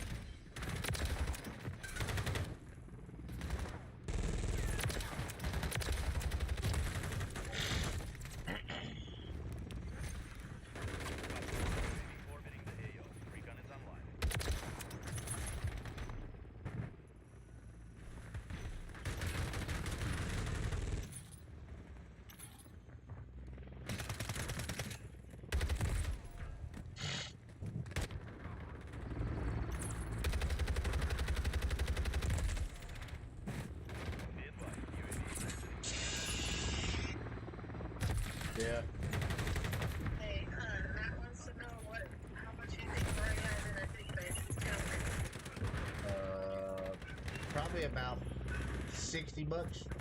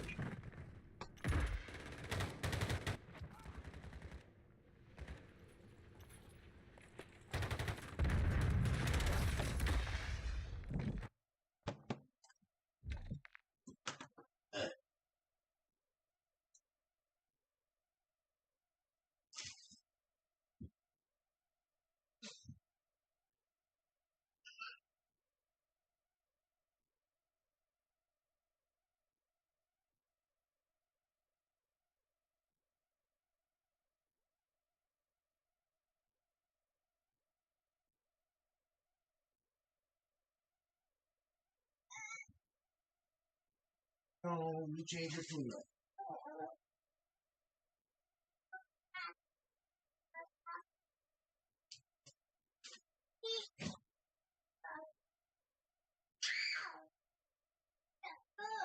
Oh.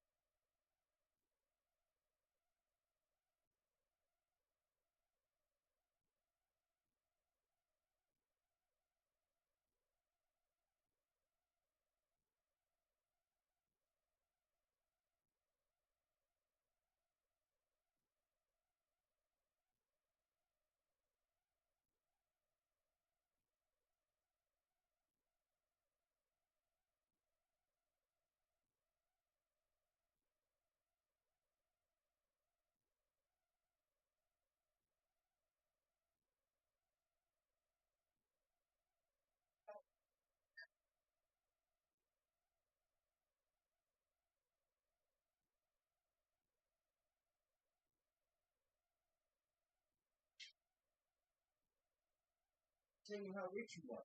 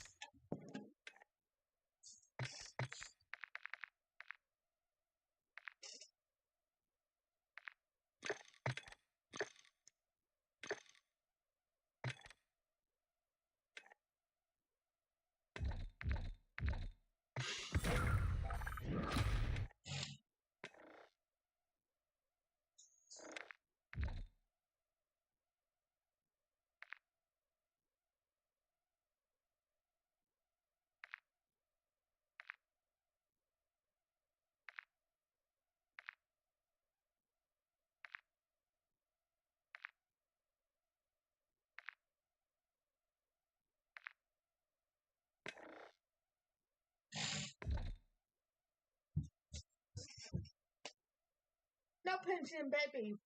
No. Ha ha ha ha.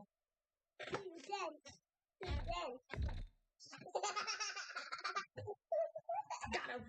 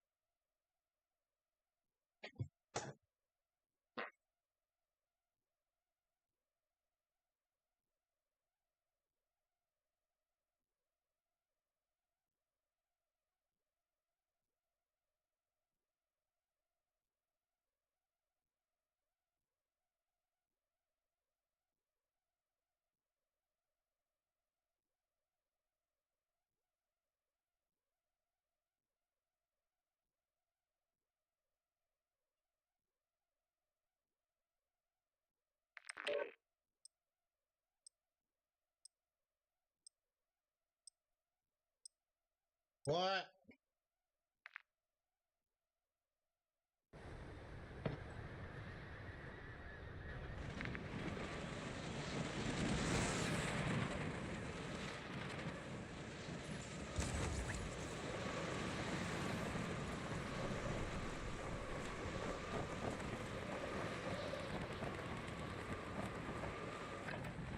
Use this time for some target practice.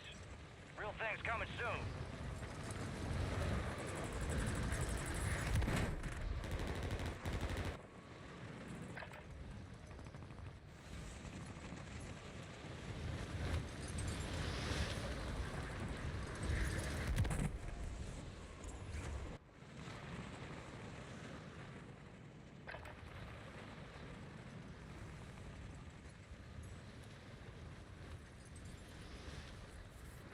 Enemy soldier incoming.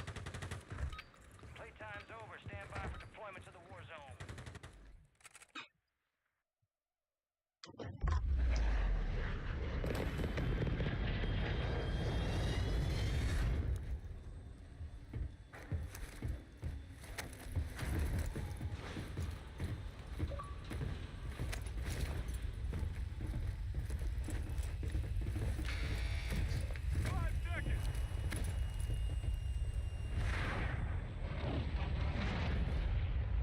Resurgence. Stay alive to keep your squad in the fight.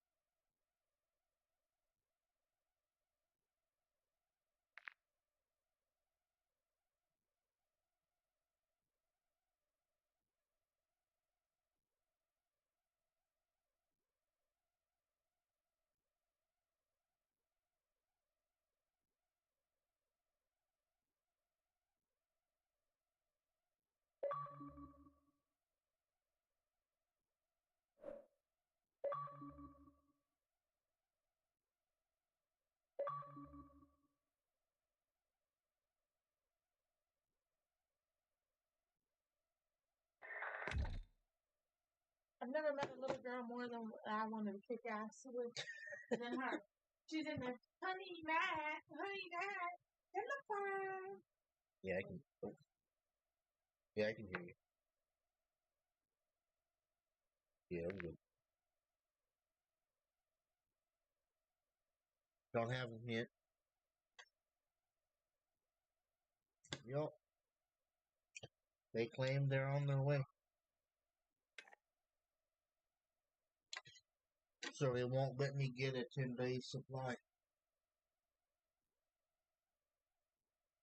It's just stupid. Because now I'm going to have to restart all over again. Either ranked or Warzone, it don't matter.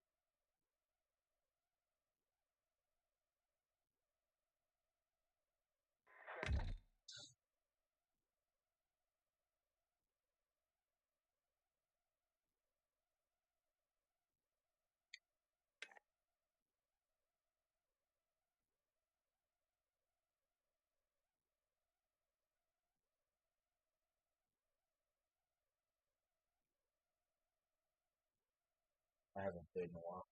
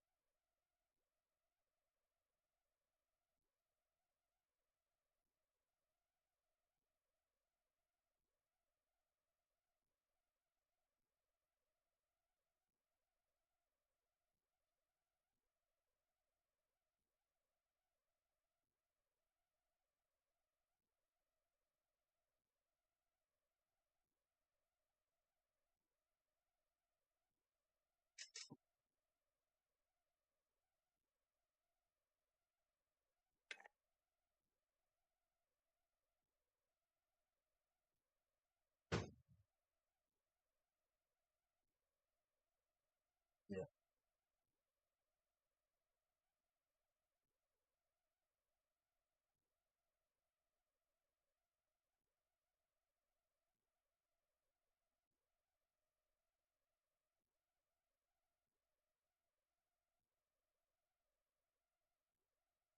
I'm almost silly.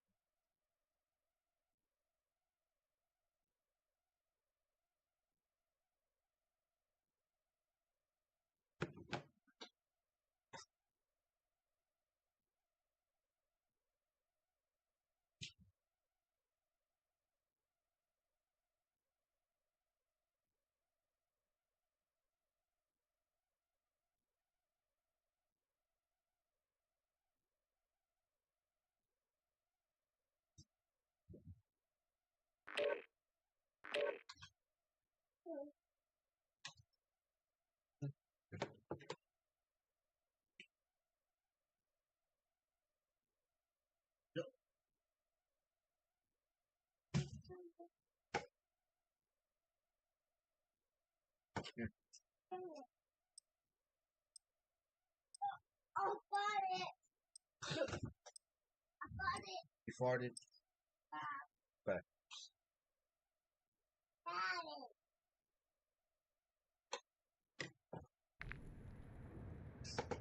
It's hard point.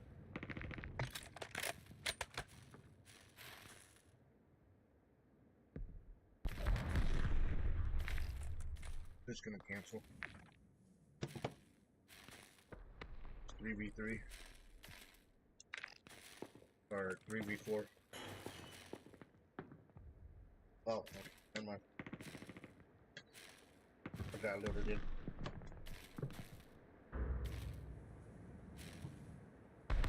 It's not gonna be loaded in.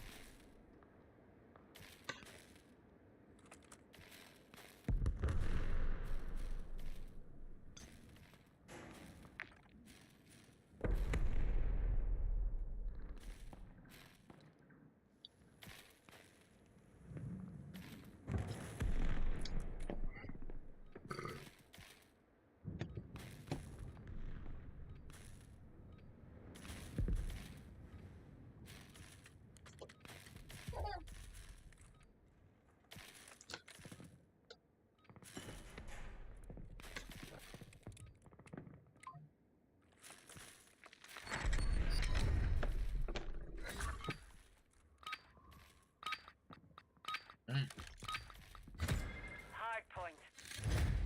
Secure the target area. 3 mid. Secure the area.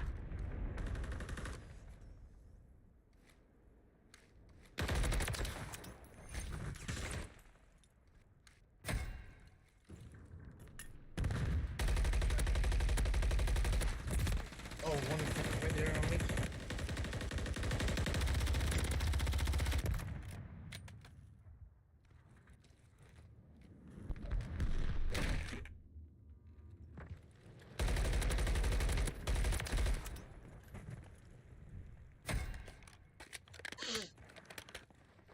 Confirming next hard point. Stand by. Behind us. That was weird.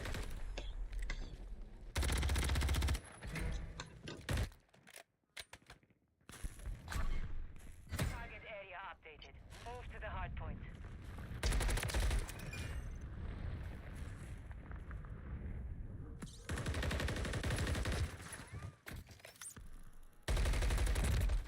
This week coming on.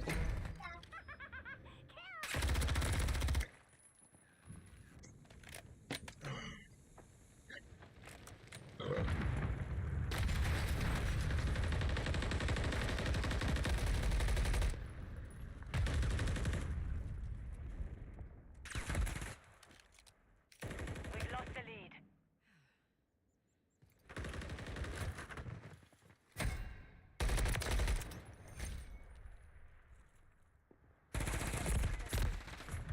Hard point relocated. Stand by.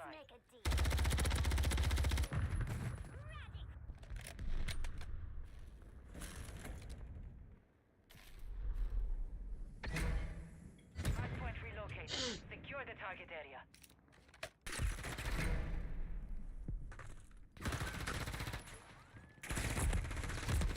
behind us? Damn, bro. The enemy's taking the lead.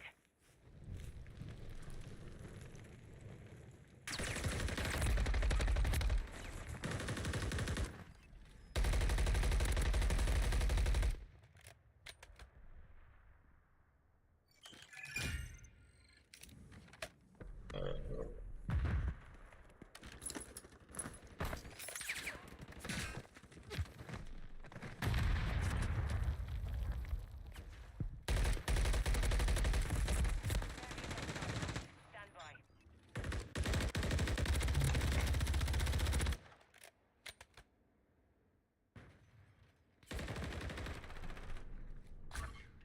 Target area updated. Move to the hard point.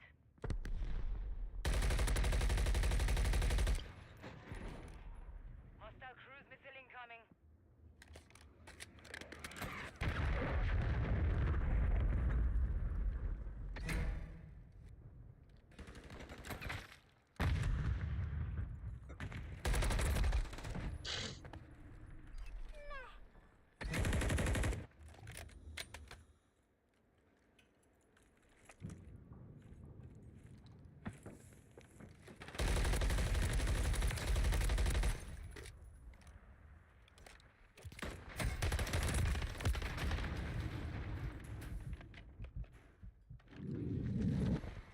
Hard point relocated.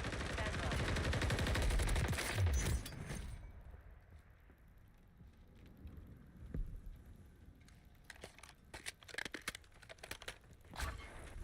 Hard point relocated. Secure the target area.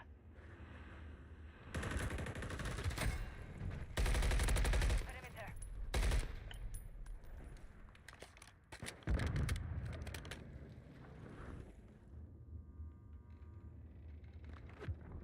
Hard point compromised. Secure the One's watching backside.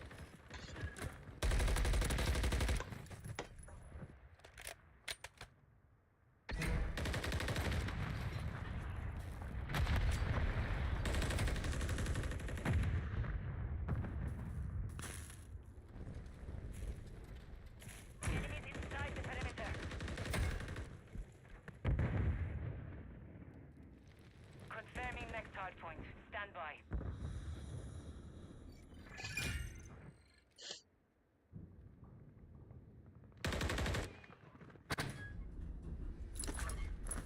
Target area updated.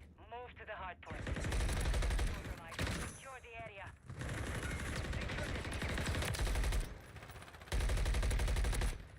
He's weak right there.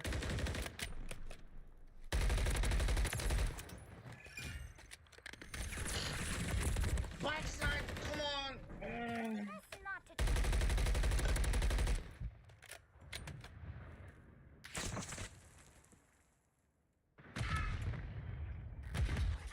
Enemies inside the perimeter.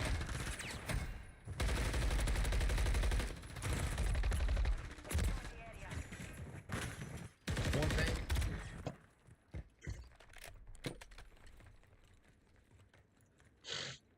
Hard point relocating. Stand by.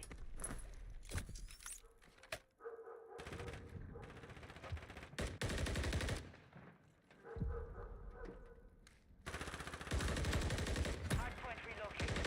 Secure the target area.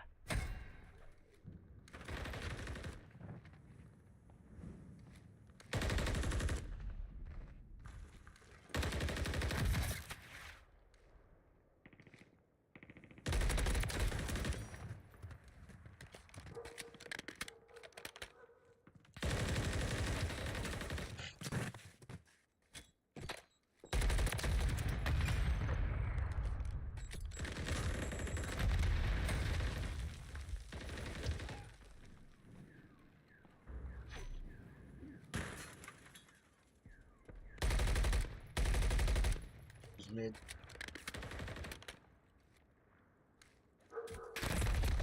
Confirming next hard point. Stand by. Friendly cruise.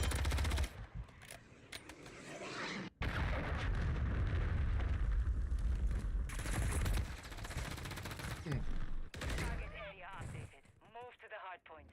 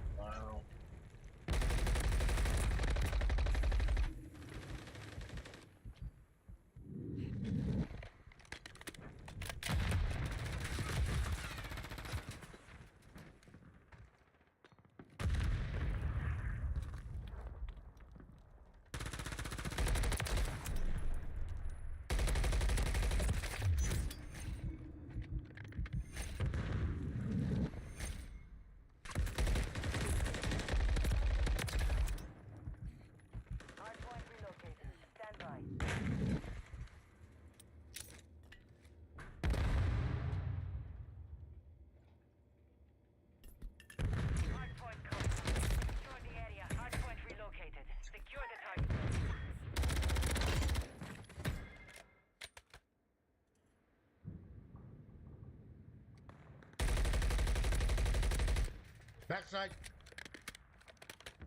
We are gaining ground. Do not give it back.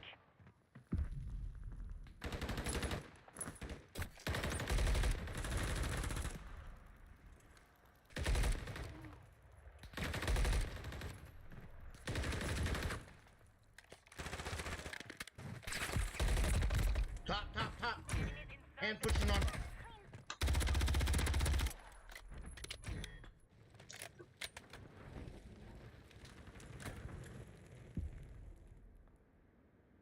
Confirming next hard point. Stand by.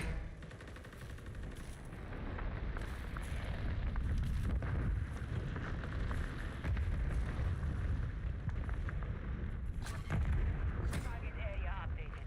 Move to the hard point. Friendly cruise missile approaching target.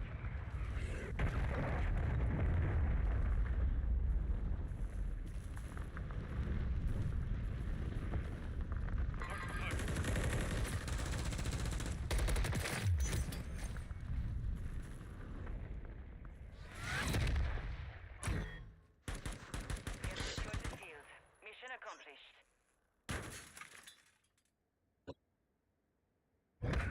Mark the target.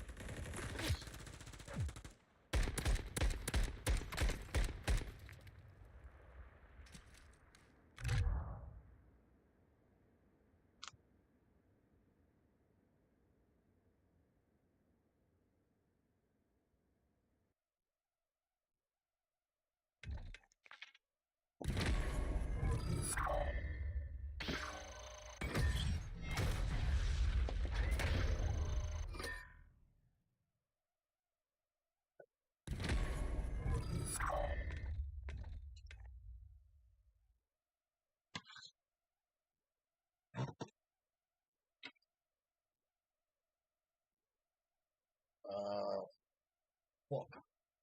I don't remember.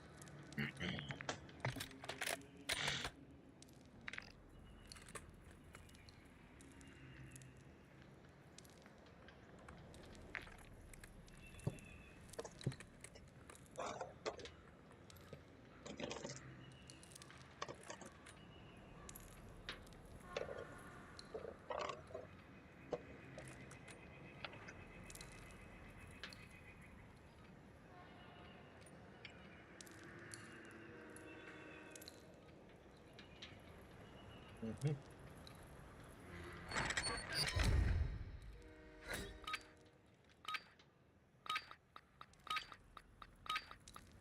Search and destroy. 141. Plant a charge on the target and level it.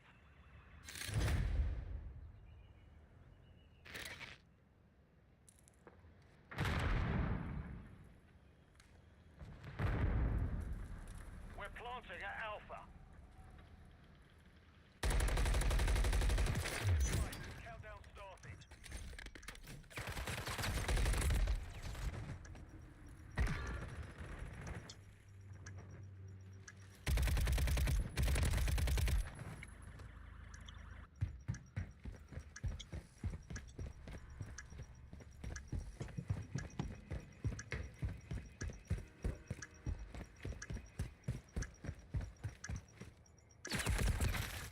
His backside.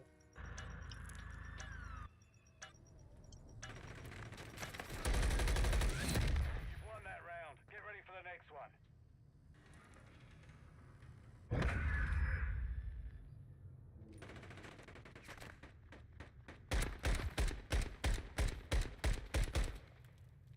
Switch your sight. Search and destroy.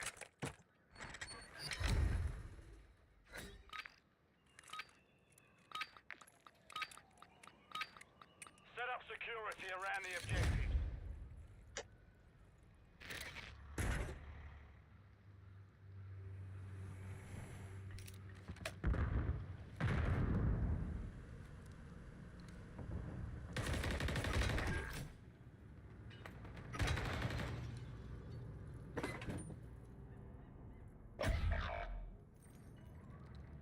Only you remain. Finish the mission. 1 minute remaining.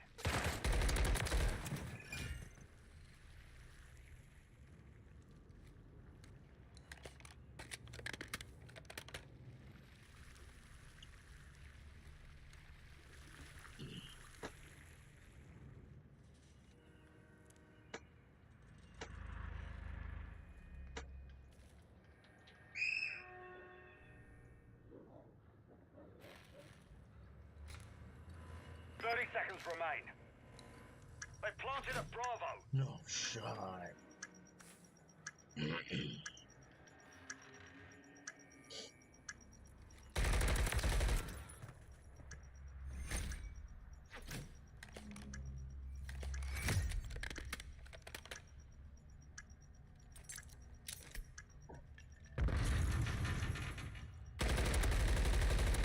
Still hot. Move fast.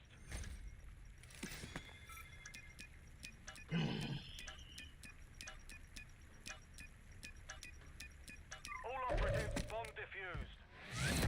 Round secure. On to the next.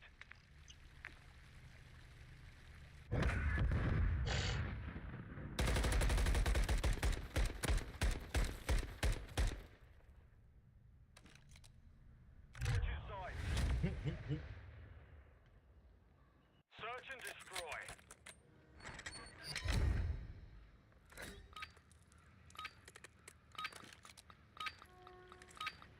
Move in and detonate the target.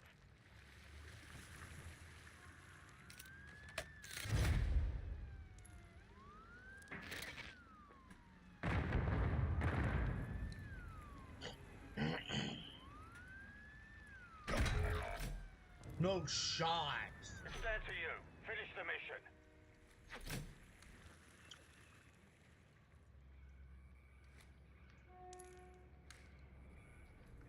Final minute.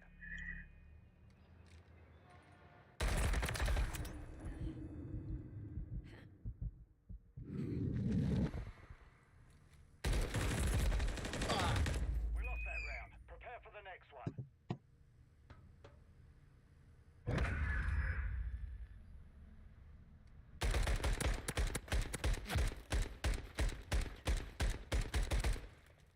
Switch your sight. Search and destroy.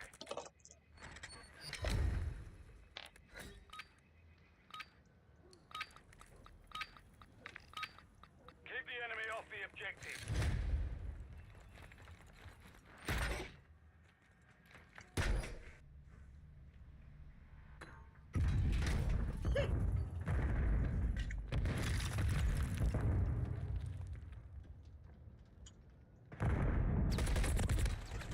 2 on bomb.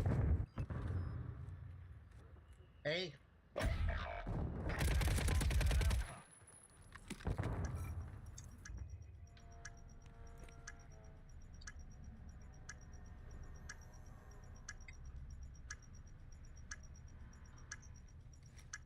The round is lost. Focus on the next one. He opened the door.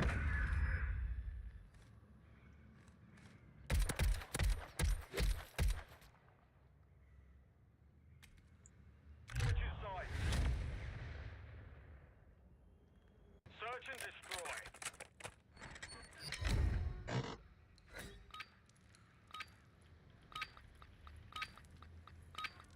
One for one. Plant a charge on the target and level it.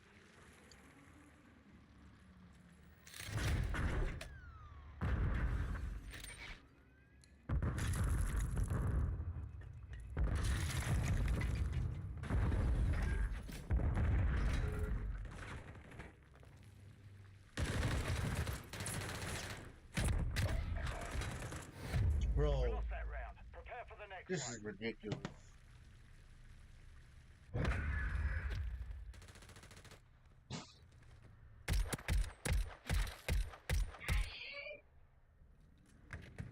Switching sides. Search and destroy.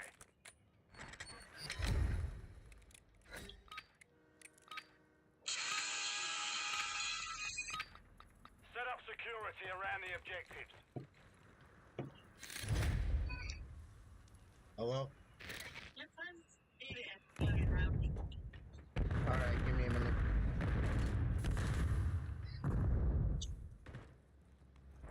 Enemy planted at Bravo.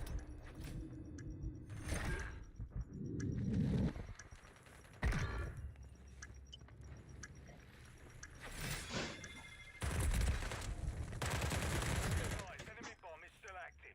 Move to defuse. Bomb disarmed. You've won that round. Get ready for the next one.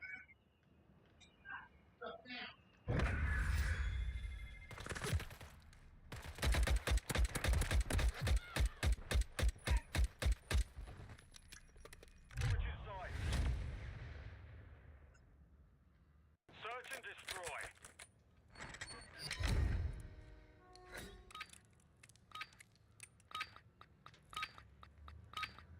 Move in and detonate the target.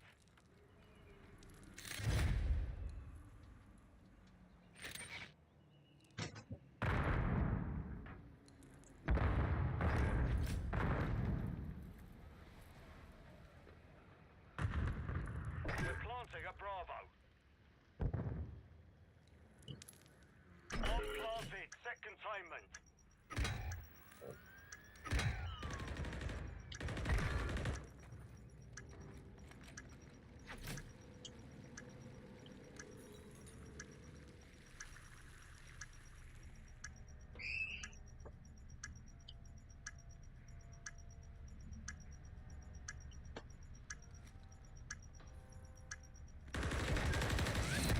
Round secure. On to the next.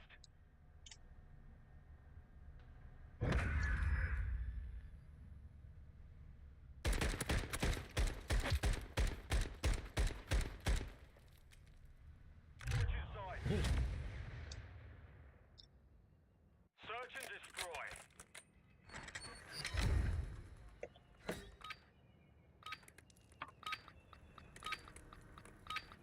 Keep the enemy off the objective.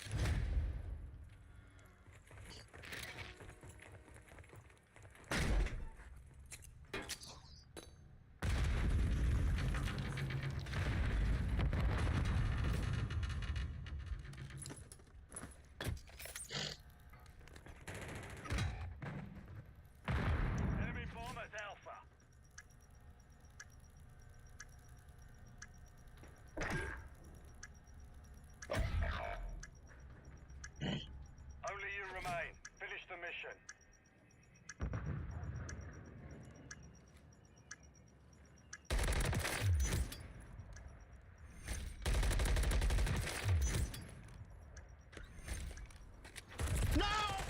I had to reload. Focus on the next one.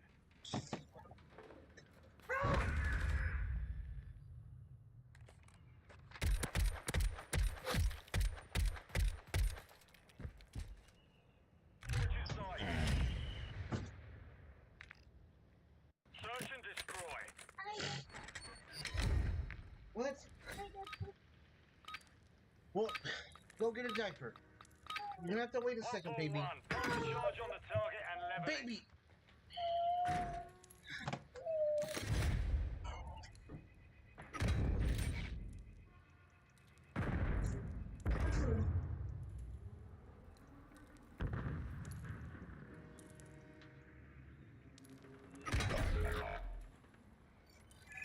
It's down to you. Finish the mission.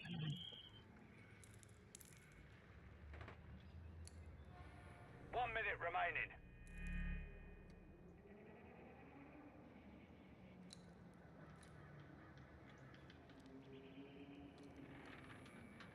I know. You've secured the device.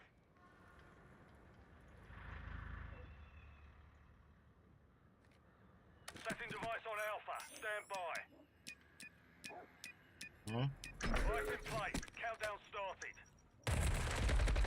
God damn it.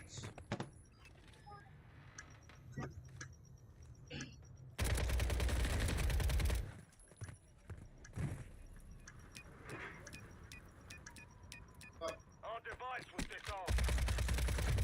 We lost that round. Prepare for the next one. Switching sides.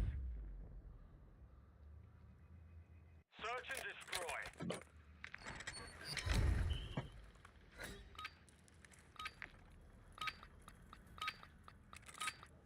Set up security around the objectives.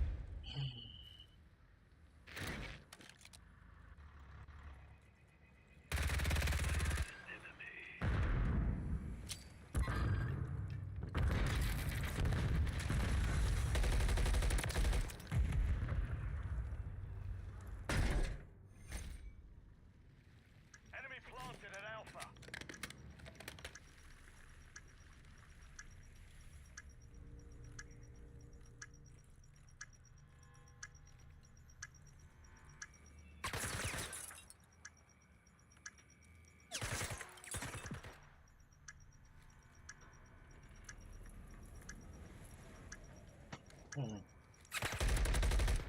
Behind this truck.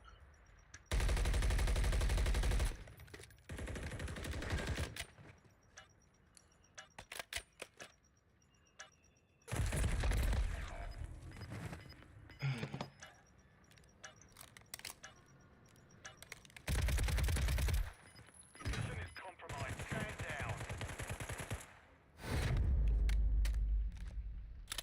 Mission failed. Return to base.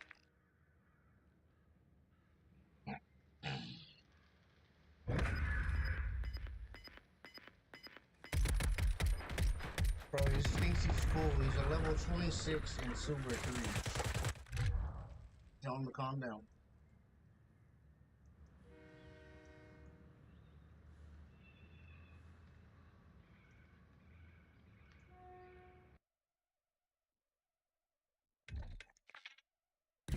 He's still in Silver 3. Your ass. So.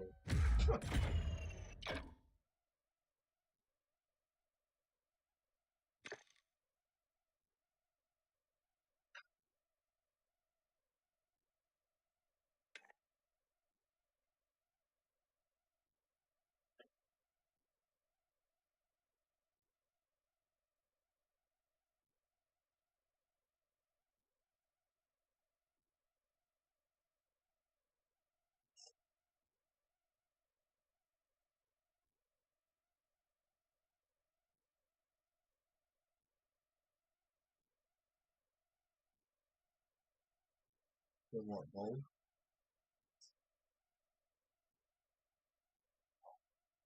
I mean, I need 6 more to be silver.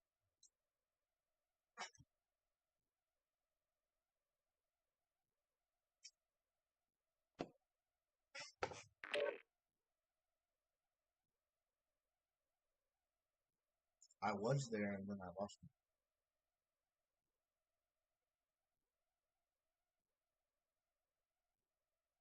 that match.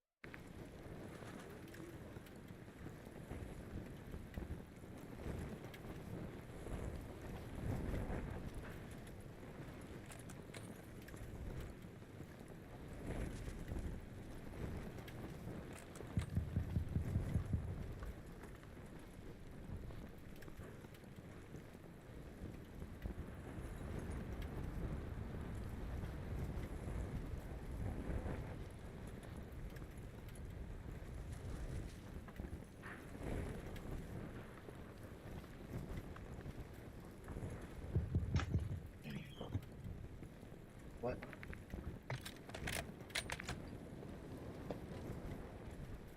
Oh, this is definitely not gonna go over. They're gonna cancel this.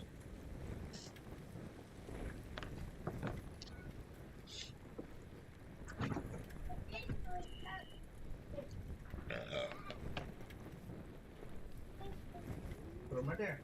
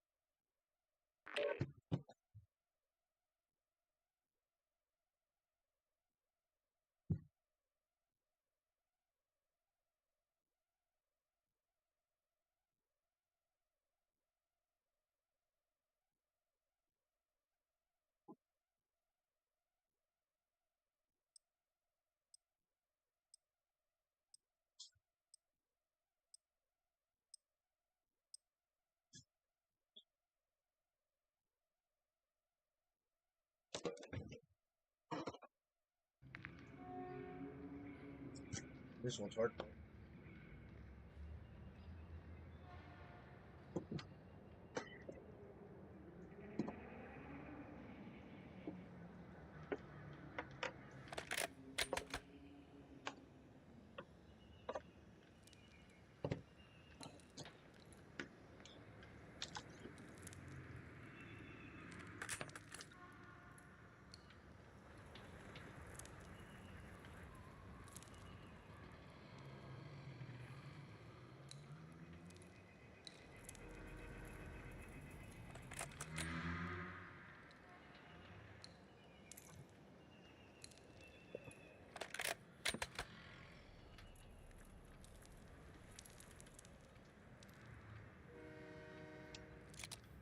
$46. Who's 46?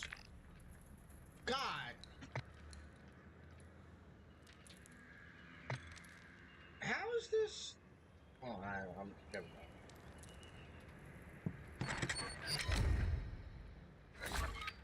Yeah, how's this even? Hard point. Secure the target area.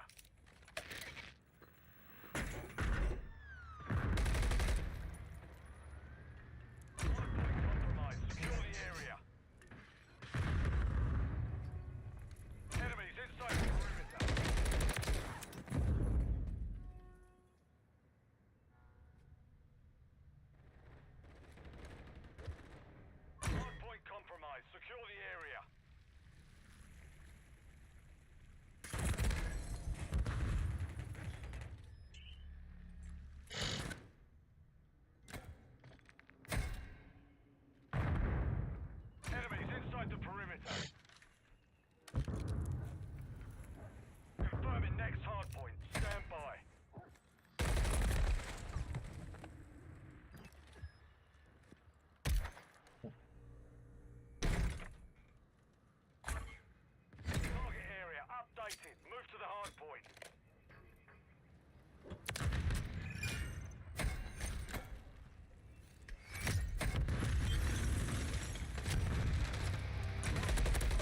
Weak behind you, bro.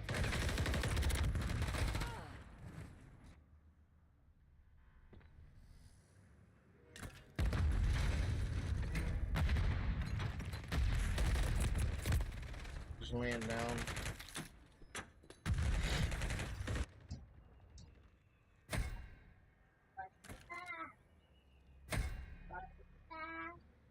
No. Enemies inside the perimeter. Well, you can hold on, baby. Hardpoint relocating. Hardpoint compromised. Secure the area.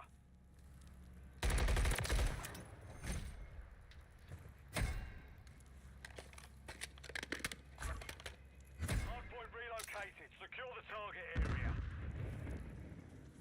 We've taken the lead. Enemies inside the perimeter.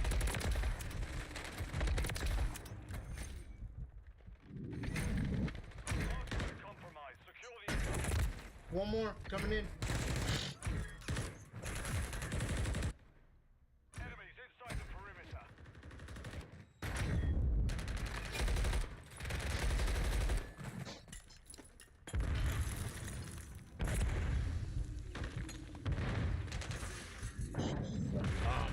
Bro.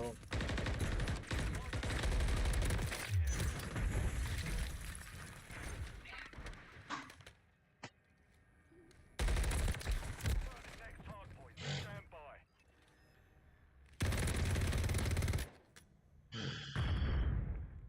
We've lost the lead. Enemies inside the perimeter. Move to the hardpoint. We've secured the lead.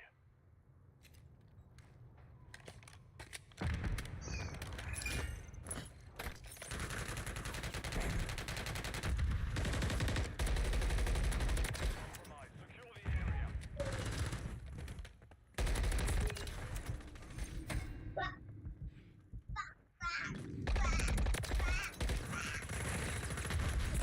Oh, there's one more. Quack, quack.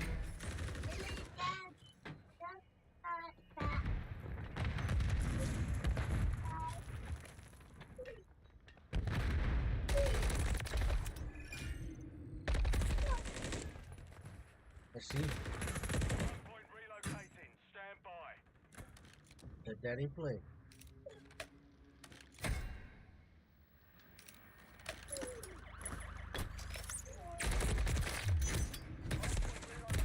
One more on, I got one off. Wait.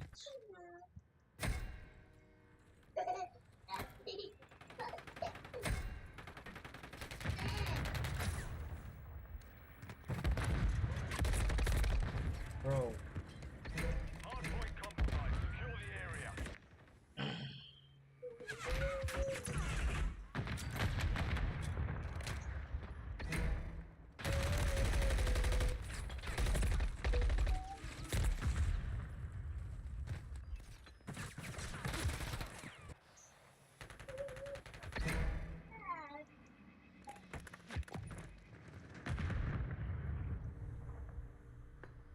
Confirming next hardpoint. Stand by. The enemy's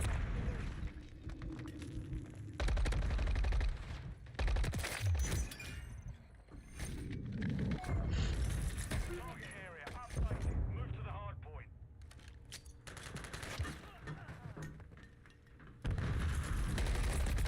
Bro, there's two coming in right there. You should be able to get them both.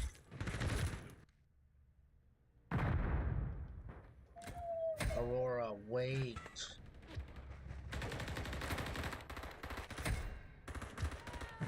Enemies inside the perimeter. He's weak coming upstairs behind me. Compromised. Secure the area. The crate.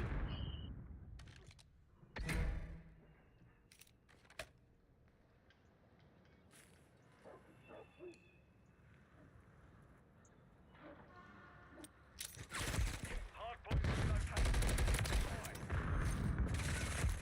Enemies inside the perimeter.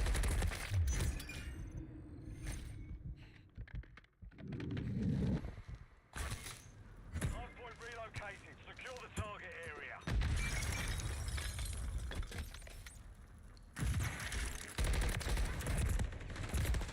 God damn.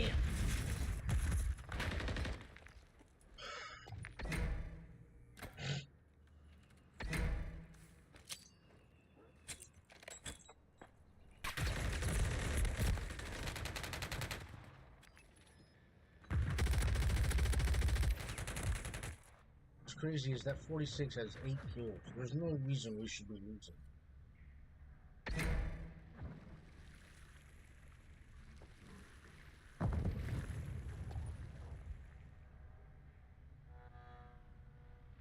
Okay, but I have 20 kills, and so does the level 6 on our team.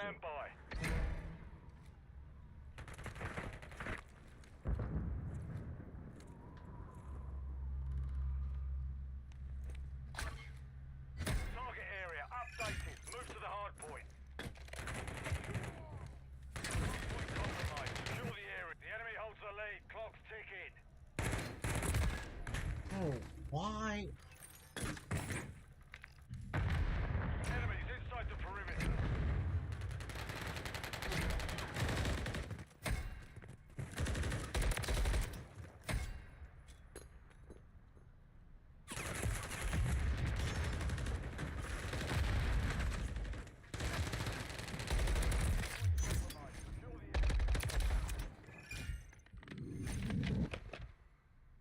Enemies inside the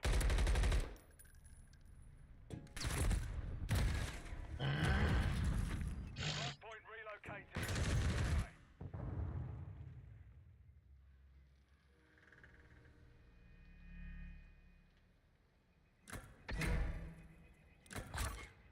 Hard point relocated. Secure the target area.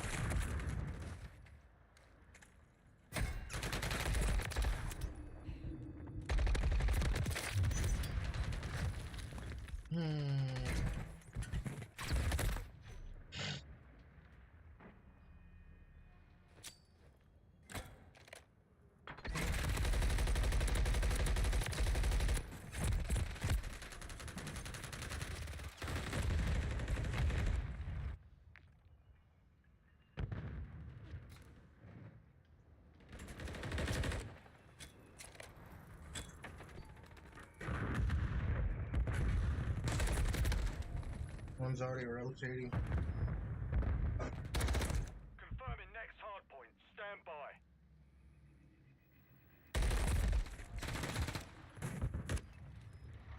Threats in the area. Secure the area.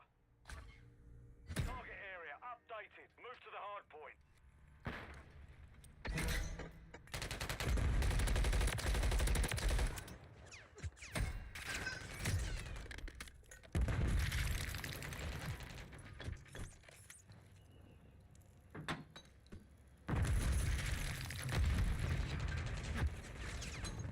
Hostile.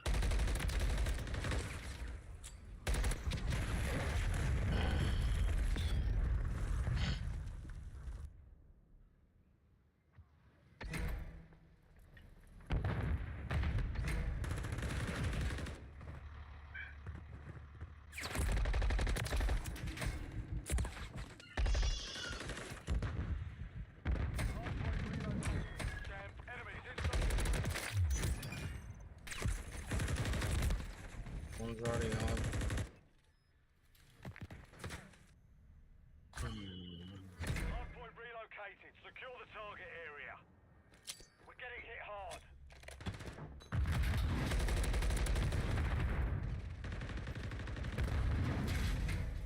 Hard point compromised. Secure the area.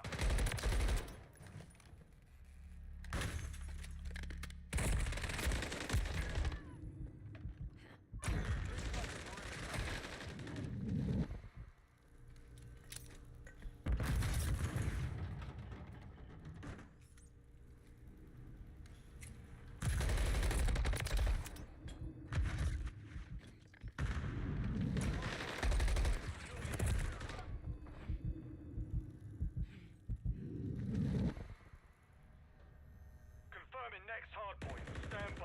Watch for the enemies inside the perimeter.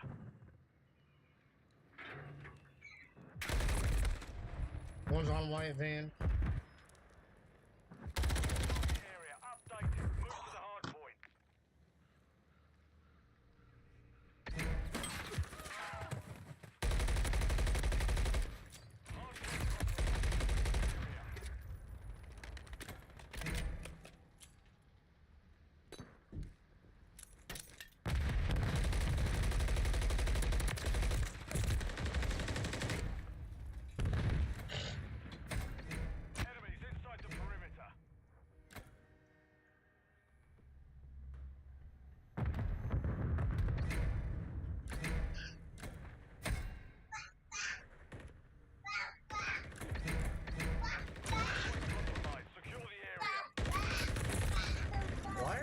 there.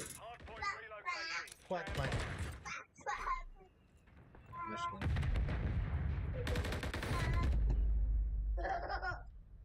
Mission compromised. We failed.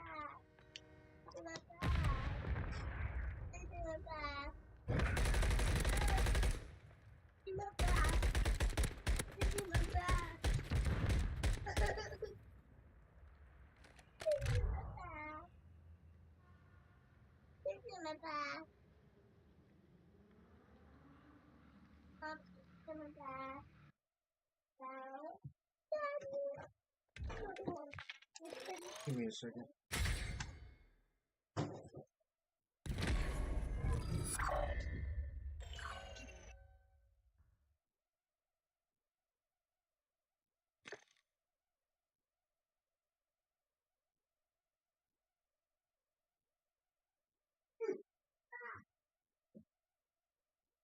That's good stuff.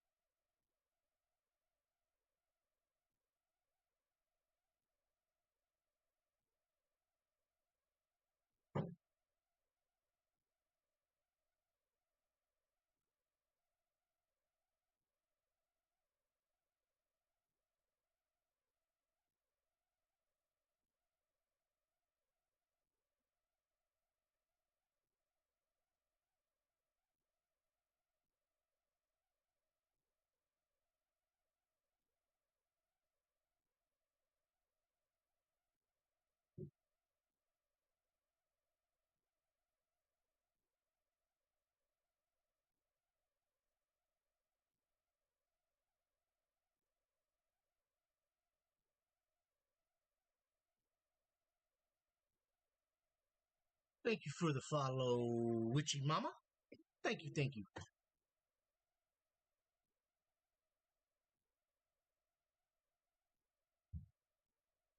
Sorry about that.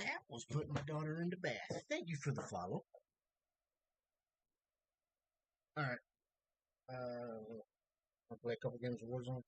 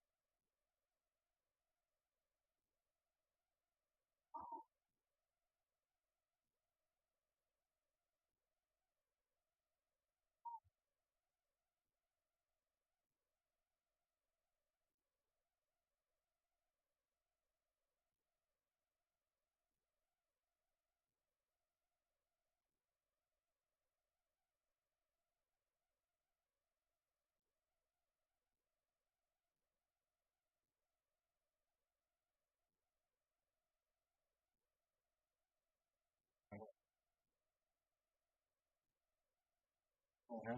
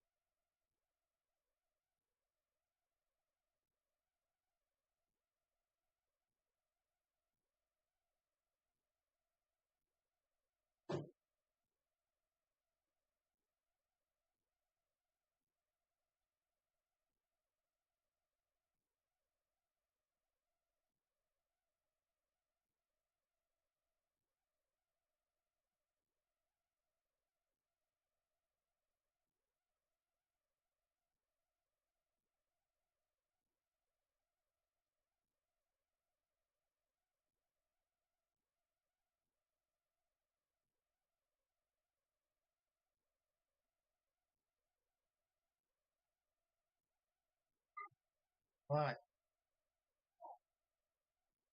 Hold on. Hold on.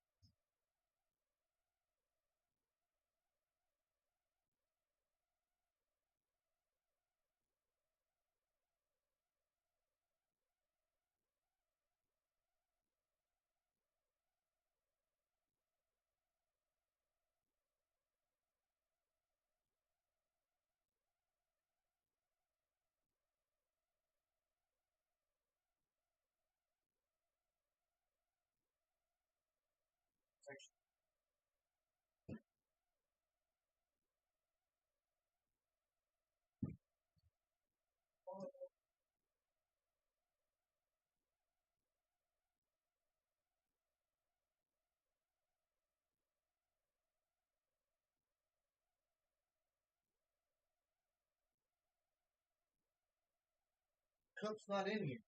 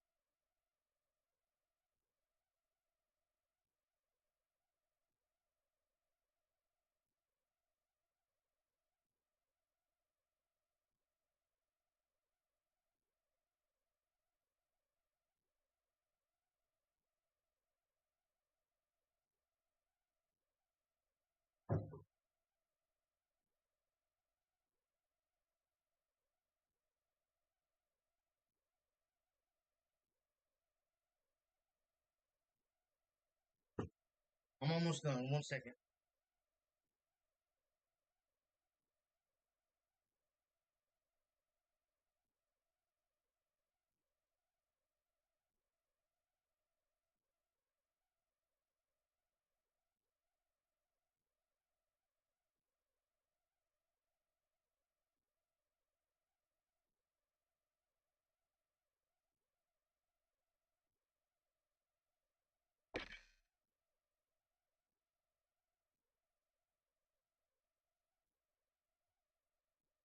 Take it out.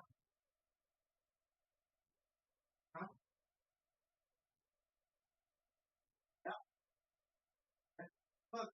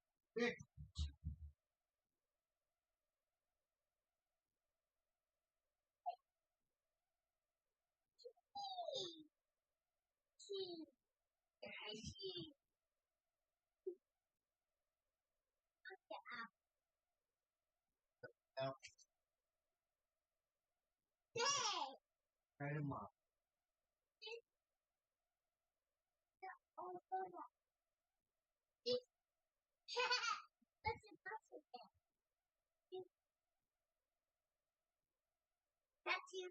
What?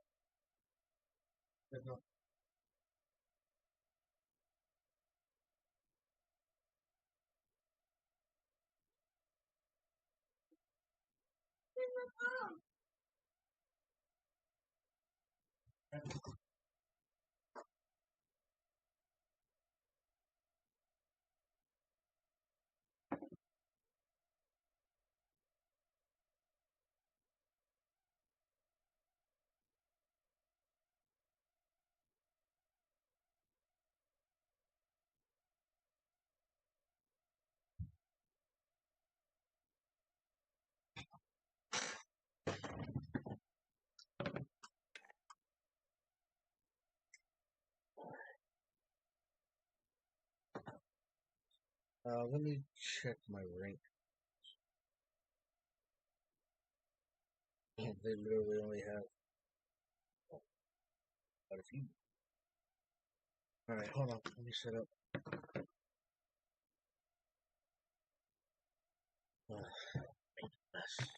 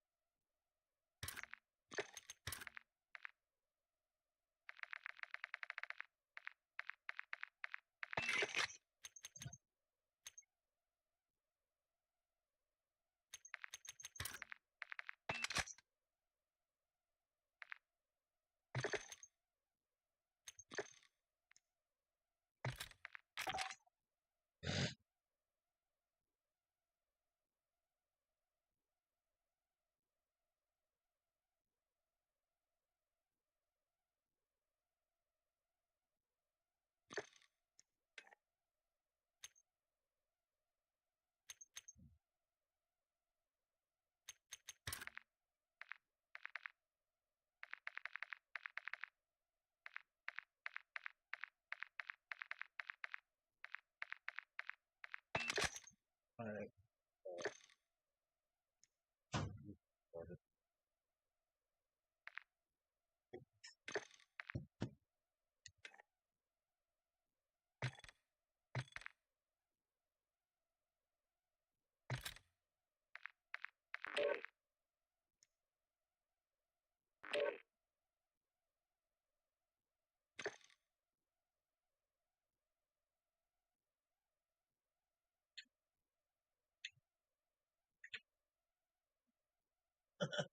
Doink. You did have to hit me.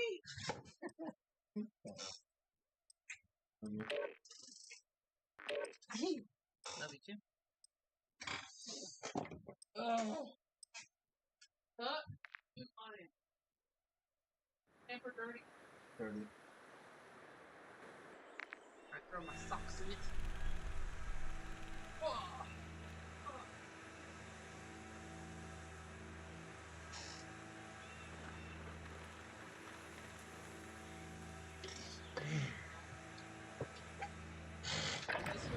Use this time for some target practice. Real things coming soon.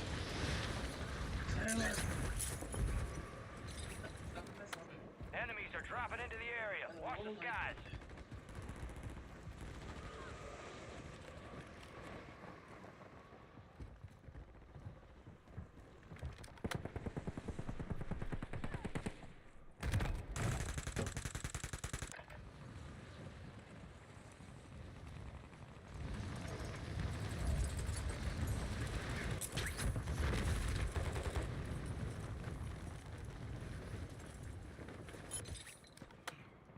Enemy soldier incoming.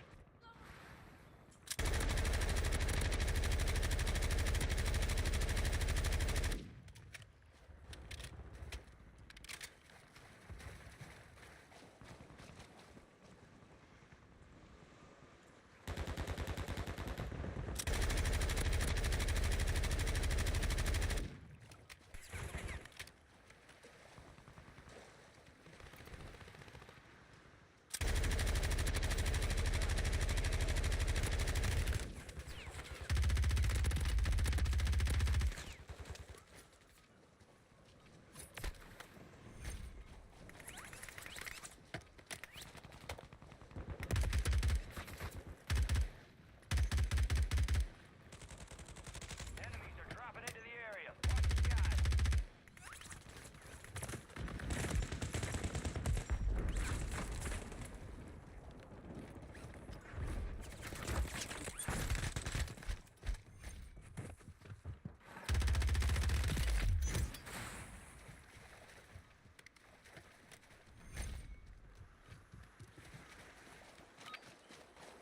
Prep time's over. Now you deploy to the war zone.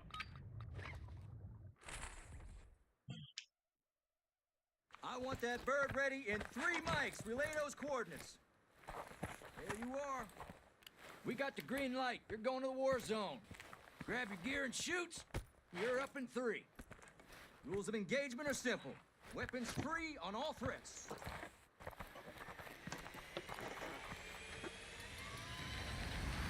Let's get this done.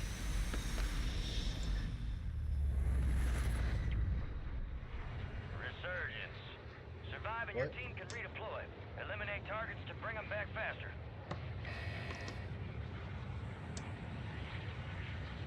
Why don't we start with negative 10 SR? Really?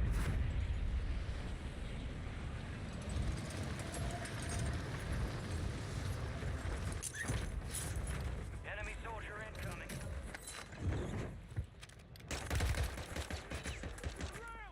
Secure the supply boxes.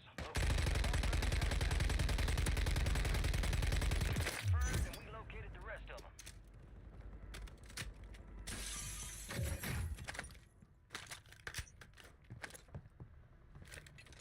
Planting short! Planting Claymore! One supply box down. 2 remain.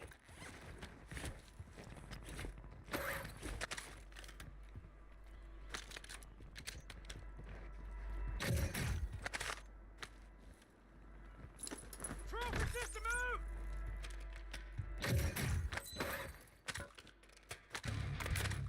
One supply box remaining. Move and secure that daggone thing. Requesting recon flyover!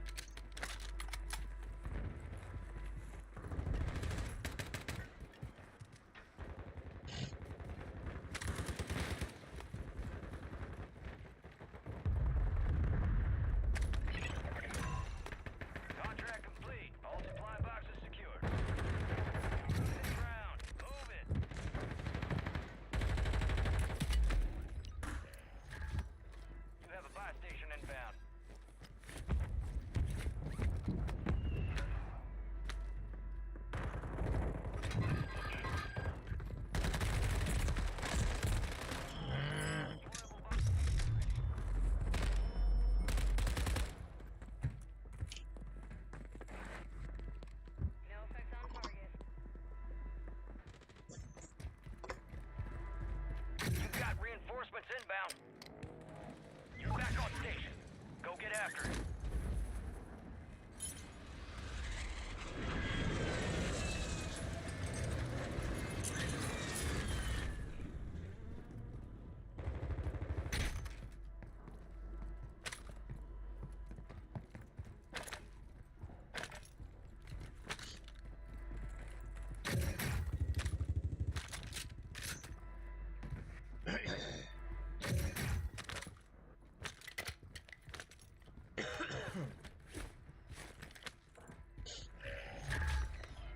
Got a loadout drop inbound.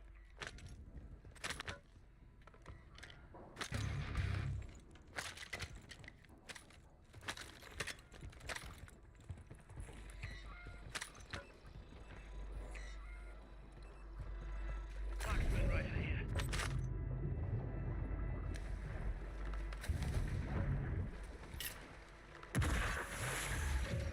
Friendly buy station inbound. Location marked. I just fucking was throwing people off. My bad.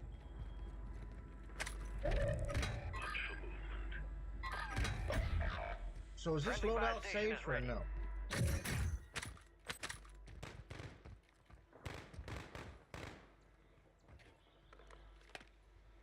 Oh no, they're watching it.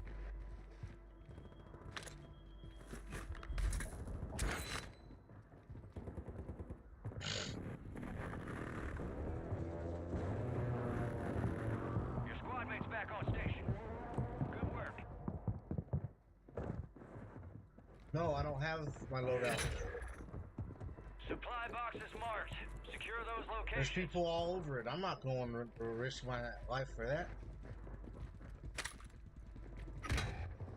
Like he did. You see that? That's mine.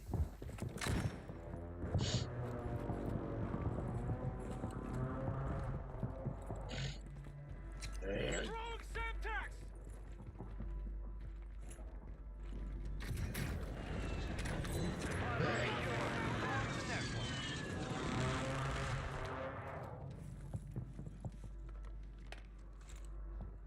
You got reinforcements inbound. Yeah.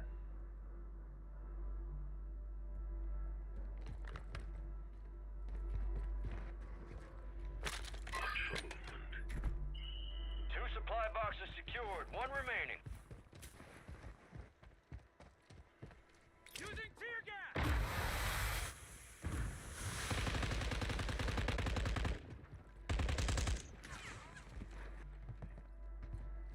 Hold on. I made a mistake. Don't worry about me. Gas is closing in. Contract complete. All supply boxes found.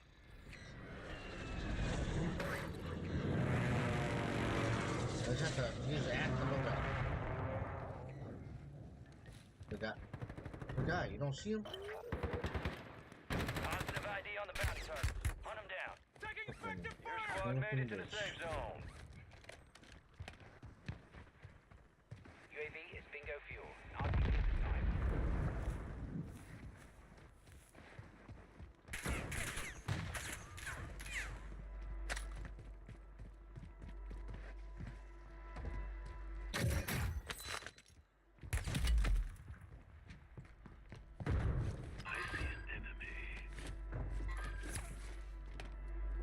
Planting mine!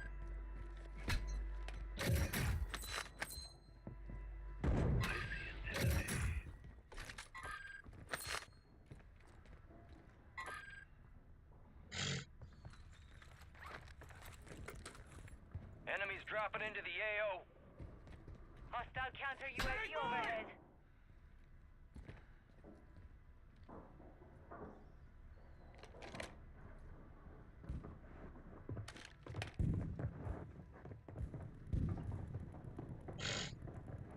We've got 10 squads active in the field.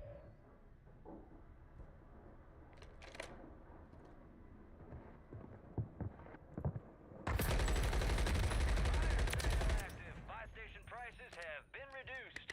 Good kill. Marking the rest of that squad on your TAC map. Get hunting.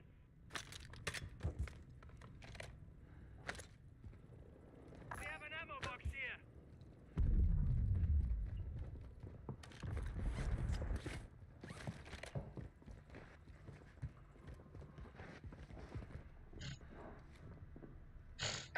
No, no. I'm still on the other side of the tunnel.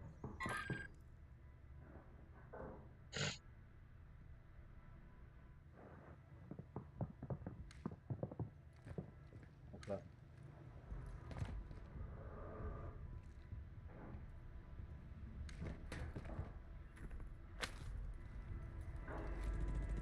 Resurgence window is ending. Watch your six.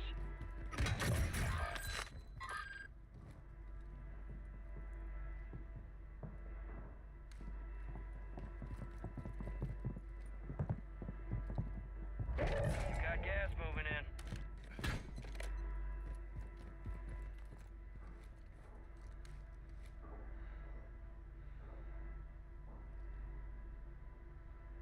I got 15,000 too. Some of your squad's outside the safe zone.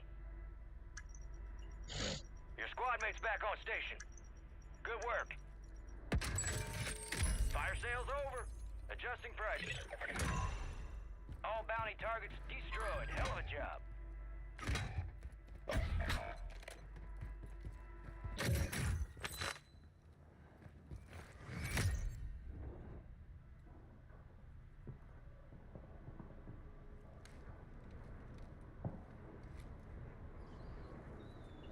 Enemies are dropping into the area. Watch the skies. Your squad mates are...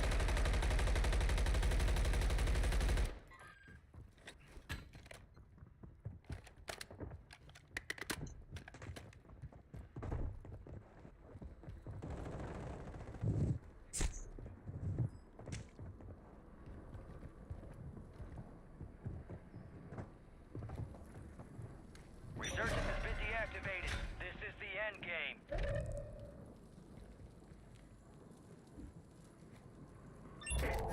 Supply crates are restocked. Advise you load up now. Your squad mate's back on station. Good work.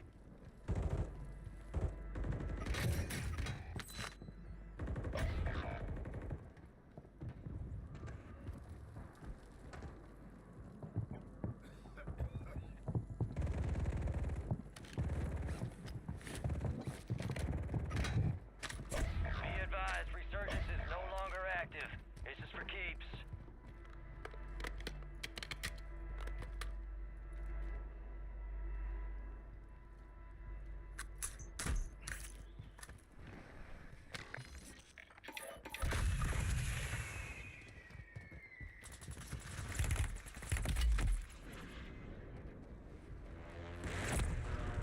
Gas is moving.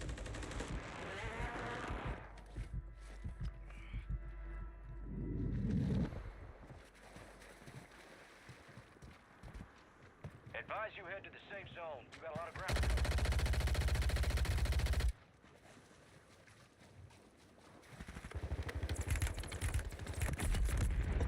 Fucking pussy.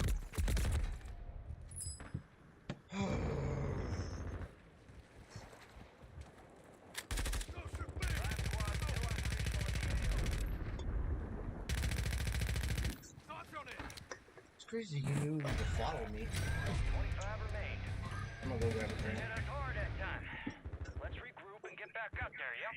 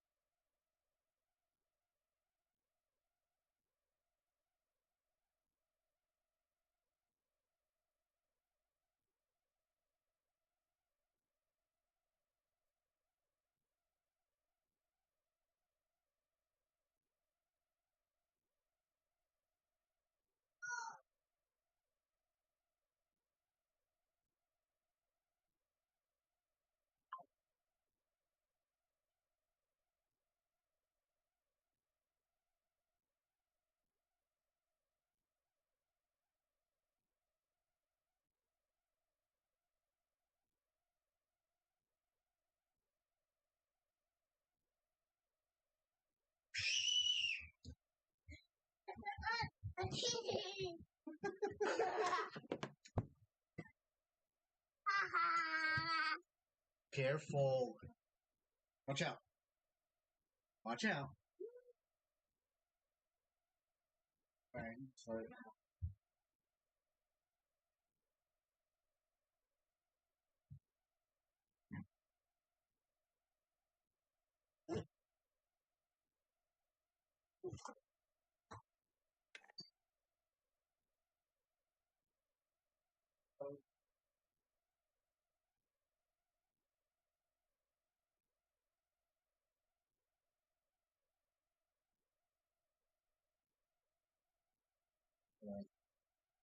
Watch out, Rory. No. Don't tell me no.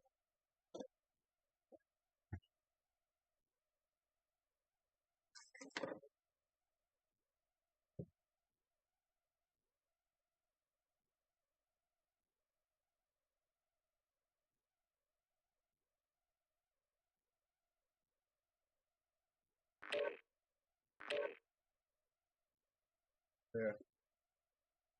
Should be able to. No. I came back in.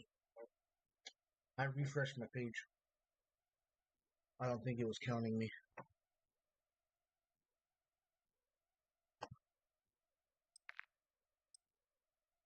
Maybe.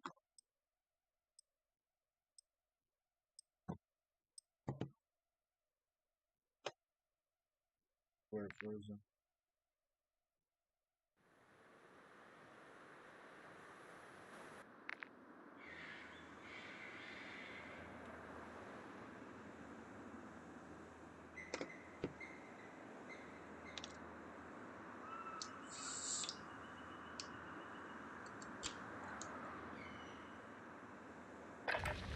Gear up fast. We're about to get evil.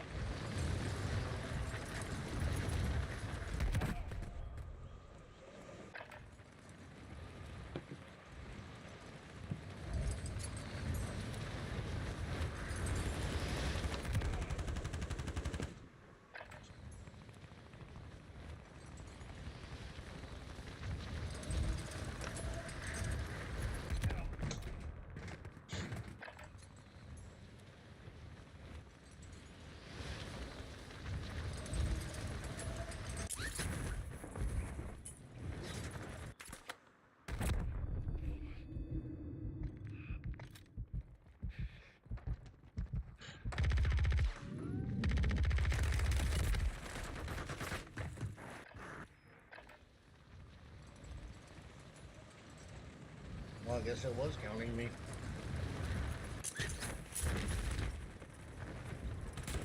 My bad. I thought it was me that it wasn't counting.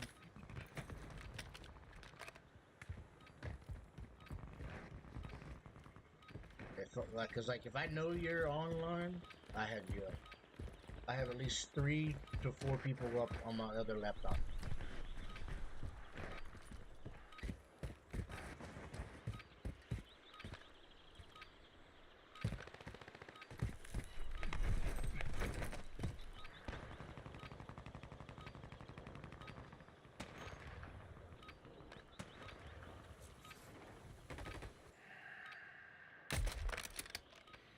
NMK, no more kills?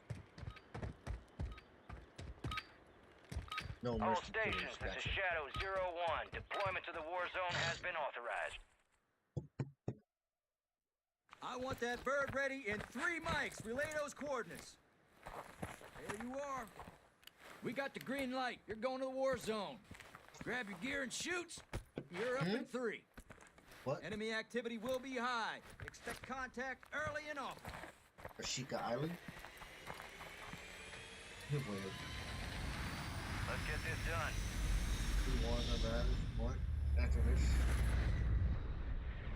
Resurgence. Survive to redeploy fallen teammates. Kill to bring them back faster. Your team leader. Set a drop point for your squad, soldier. We can play some tomorrow, it don't matter.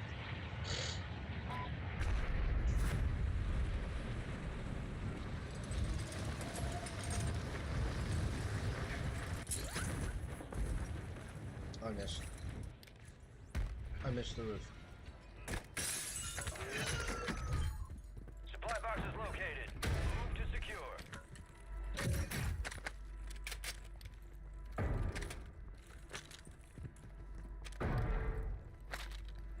Yeah.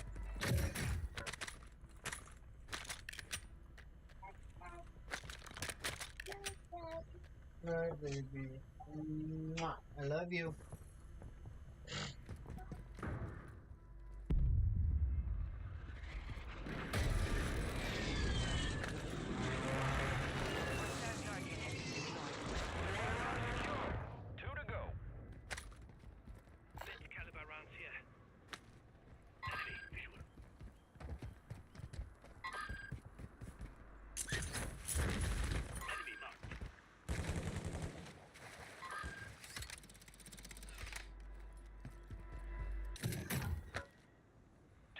Boxes down, one to go.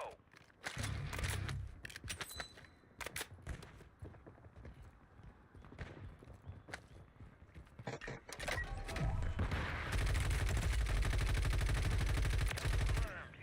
We located the rest of them. Oh.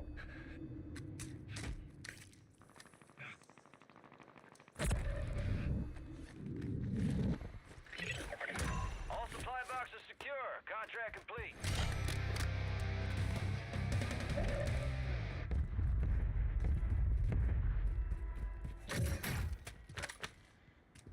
Enemy soldier incoming. Friendly buy station deployed.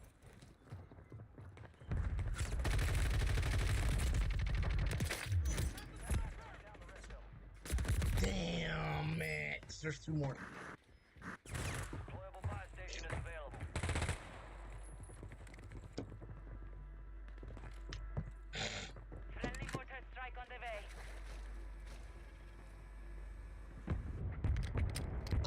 Resurging. Go get your revenge.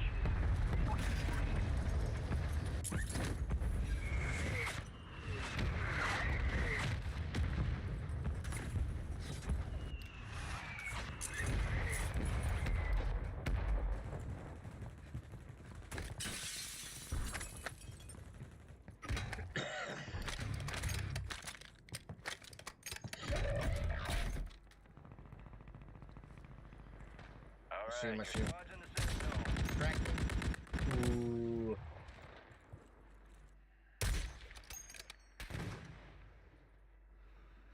Your squad mates are deploying. Well Cracked done. him. Dropping ammo here. Movement here. Cracked him again.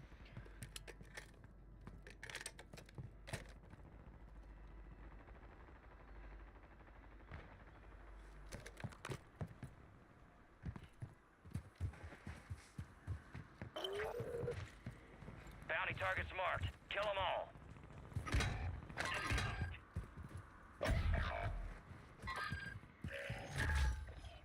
Friendly loadout drops on the way. Hostile Guardian is active. You got reinforcements inbound. Hostile Guardian has been deployed.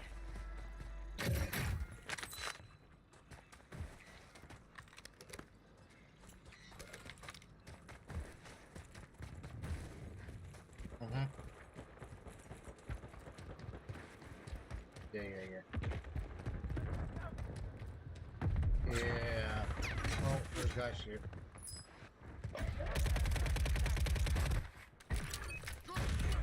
Marking the rest of that squad on your tac map. Yeah, I Go got get him. hunting. Your squad They mates won't let me redeploying. get it. Well Why done. won't they let me get it? Good to go.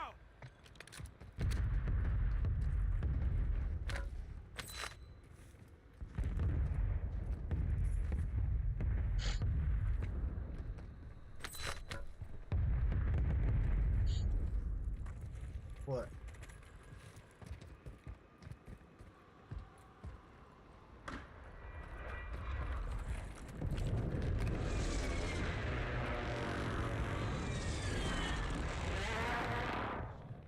Right here. Moving.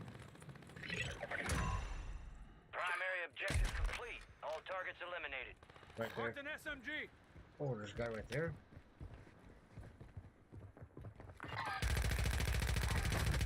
Remaining Got operators of one. that squad.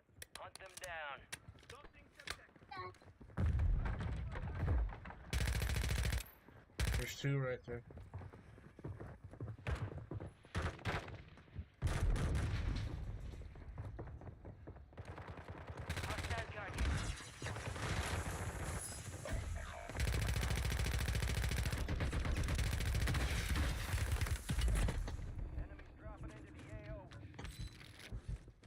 Need medical!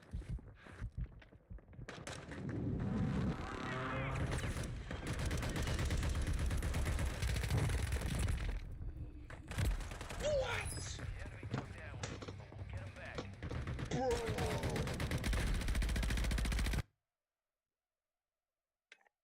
Oh my lord.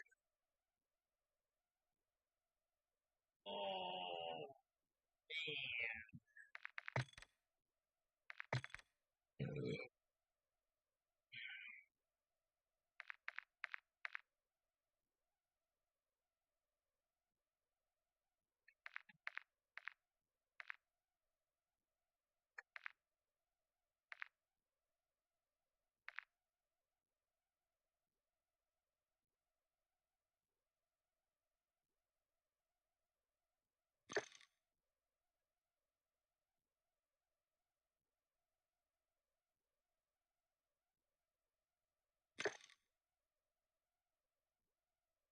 Oh hey look, you got 6 now.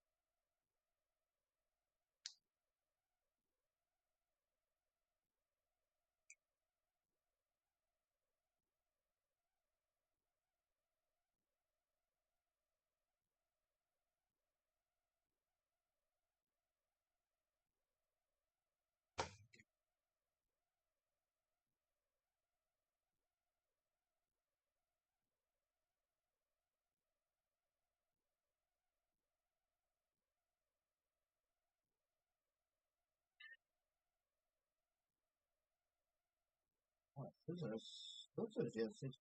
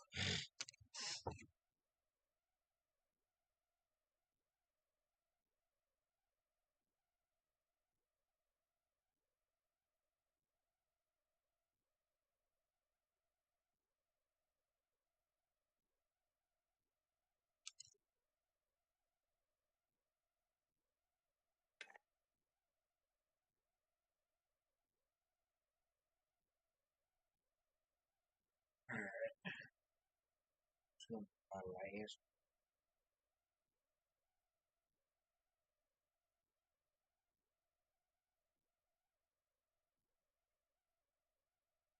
Alright.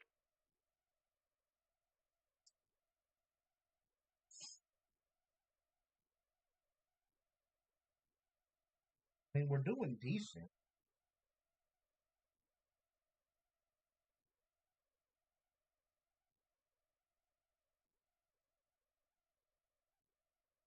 It just seems like our third is always incompetent. Okay, that sounded not incompetent, but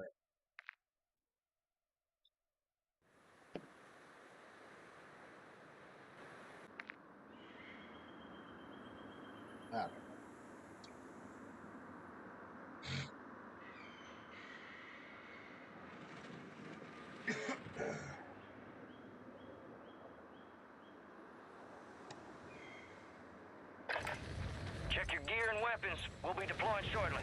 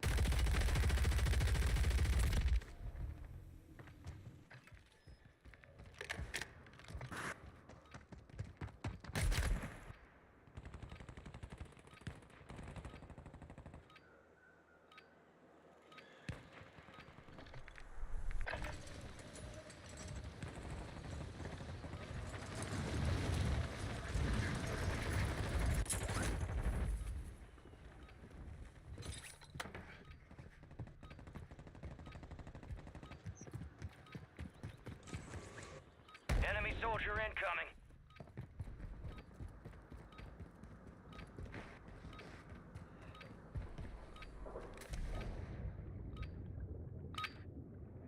All stations, we are green to go. Stand by for deployment.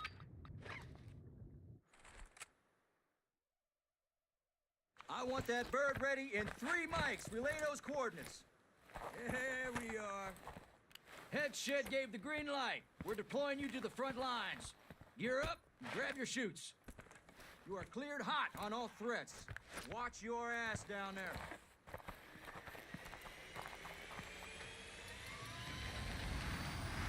Let's roll.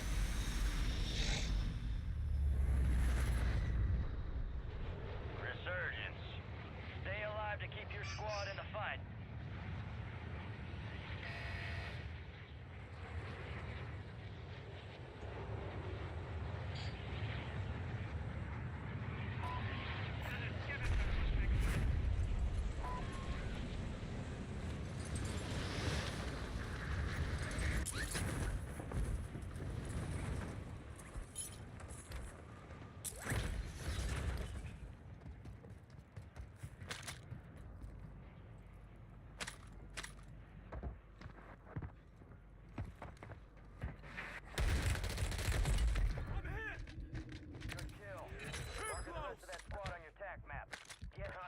Supply boxes marked. Secure those locations.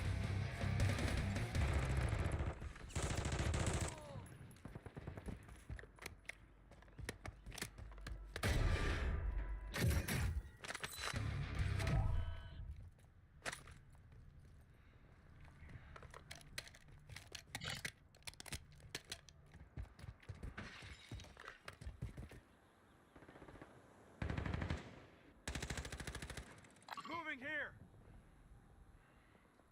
Hostile airstrike near your location. Enemies deploy the counter UAV.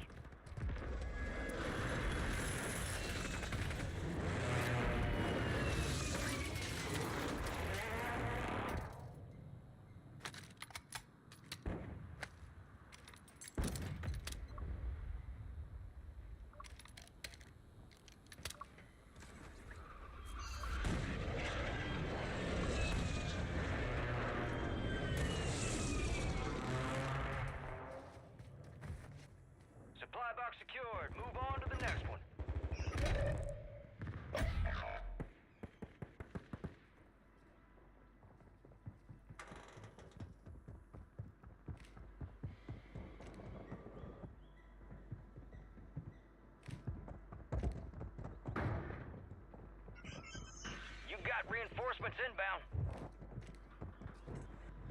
2 supply boxes secured, 1 remaining.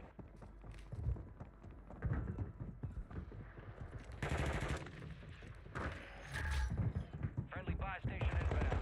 Location marked.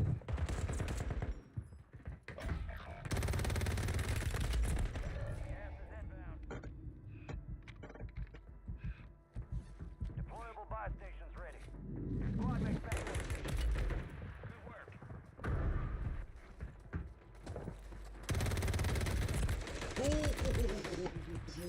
Hey, these dudes are ass. Contract complete. All supply boxes secured. Get ready. You're redeploying. All squad members are in the safe zone. Oh god, there's two.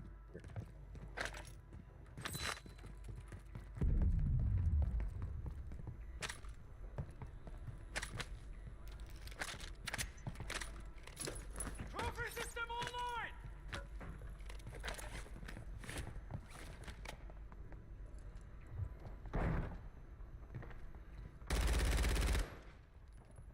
He's in the baby.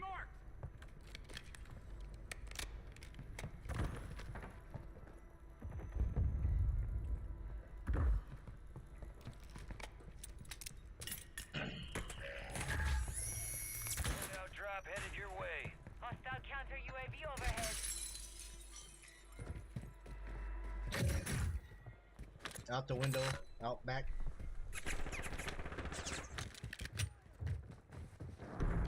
I'm coming. Destroyed. Use your attack map to hunt down the rest No, of I'm them. saying I was blowing the dude off. Hostile Guardian is active. That's all. Hostile counter strike near your position. Enemies deploy the counter UAV. There's a bounty contact.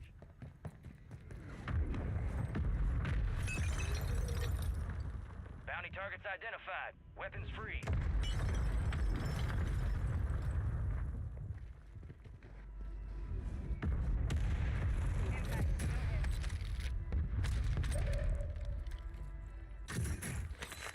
All bounty targets are KIA.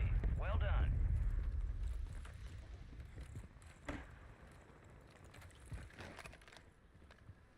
Hostile counter UAV overhead. Dropping some armor. We got a loadout drop inbound.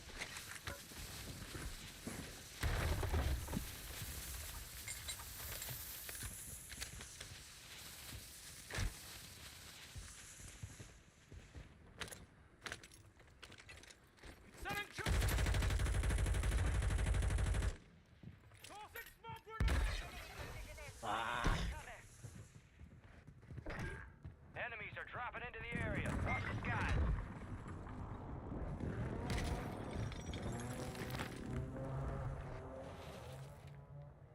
Enemies deploy the counter UAV. Keep moving. Hold tight. You'll make it.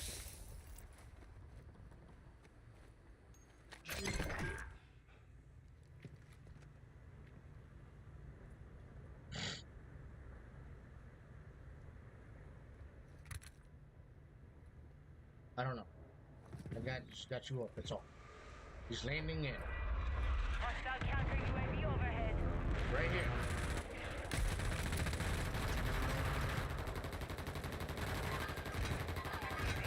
Gas is moving. 25 are still active in the AO.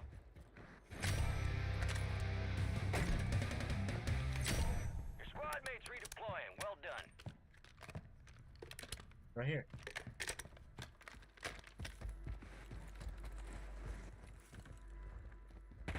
I don't know. Your squad made it to the safe zone. I think so. Enemies deploy the counter UAV.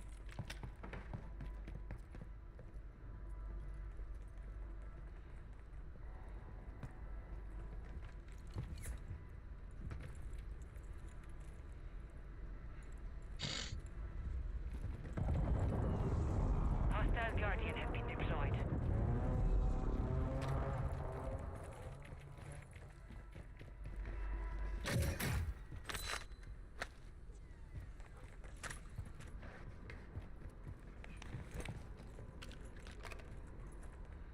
Let's see where the gas goes.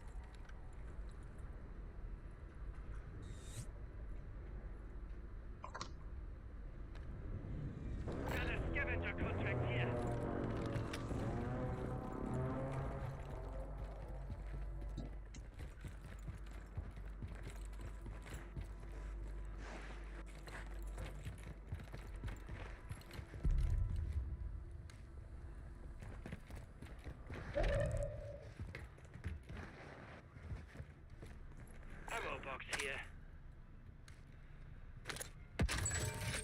Fire sale is active.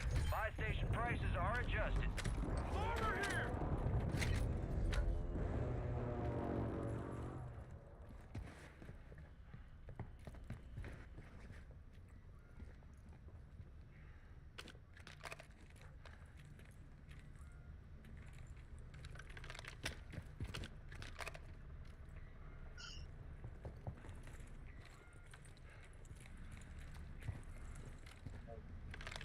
Hostile counter UAV overhead. Honestly, I don't know.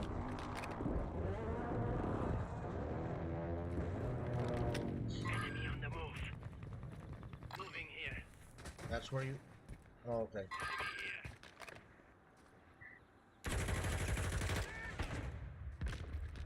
Get ready. Resurgence window is about to close.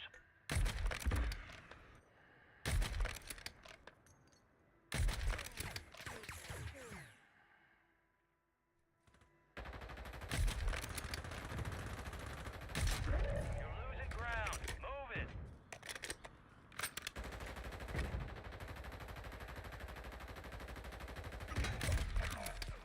I'm getting stitched up. All squad members are in the safe zone.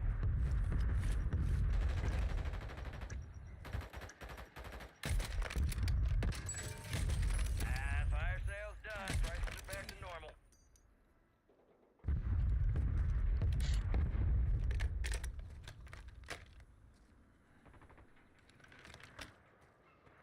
Smoke grenade out!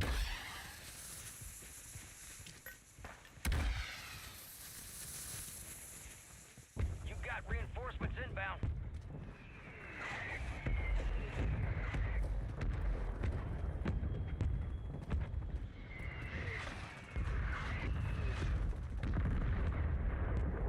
I got dudes on me.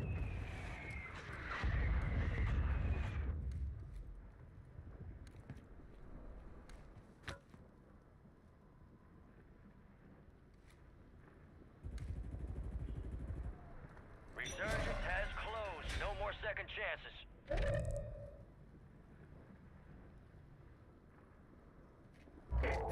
Supply crates have been restocked. Load up.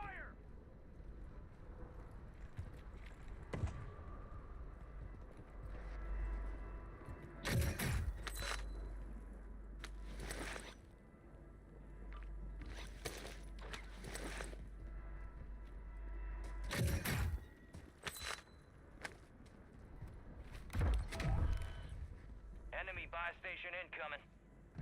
Enemies dropping into the AO. Enemies deploy the counter UAV.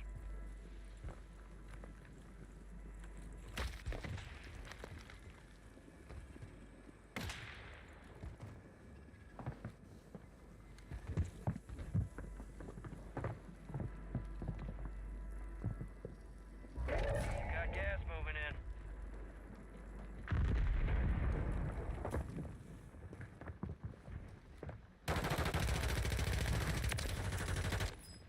The safe zone is far from your location. Get moving, pronto.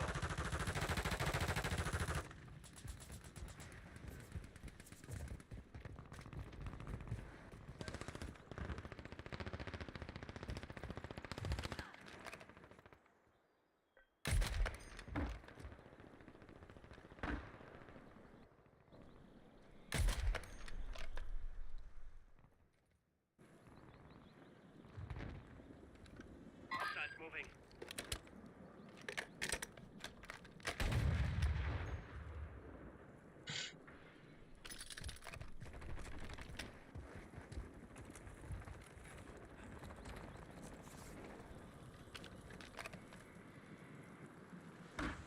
Enemy soldier incoming.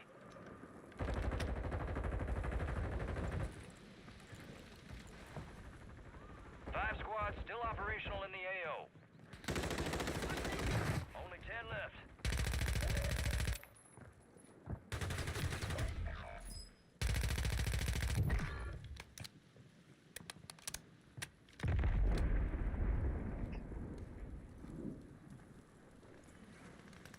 Gas is inbound.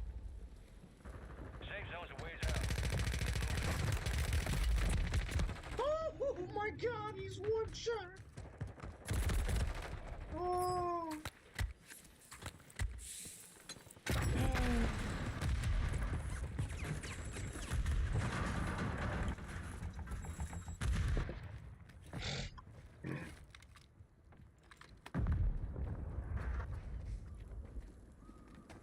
Don't go in there.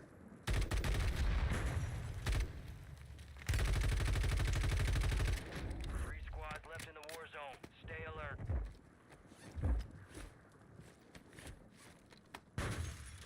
Hostile Guardian is active.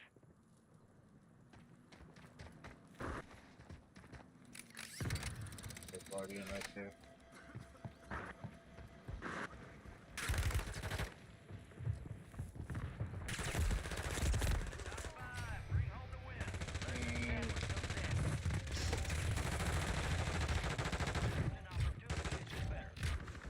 Good try.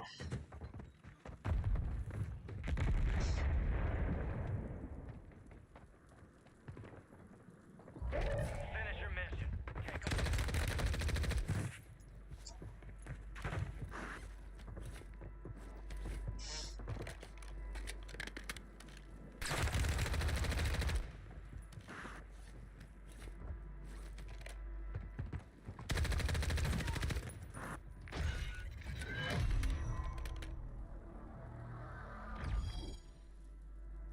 Hello, UGW.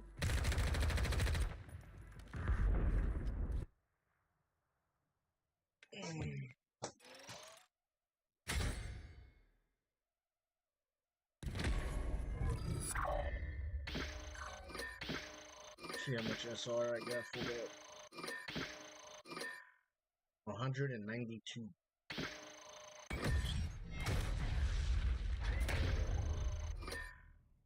Damn. I got a shit ton of SR.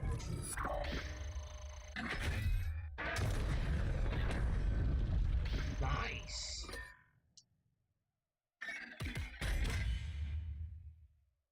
Just got the sweat.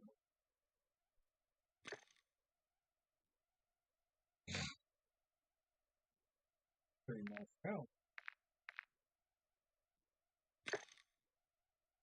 What does that put you at now?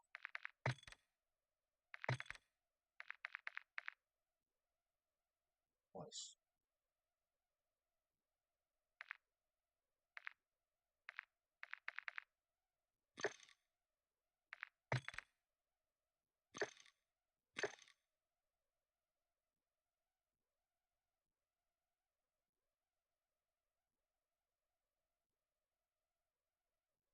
Yeah, my deployment fee is negative 14.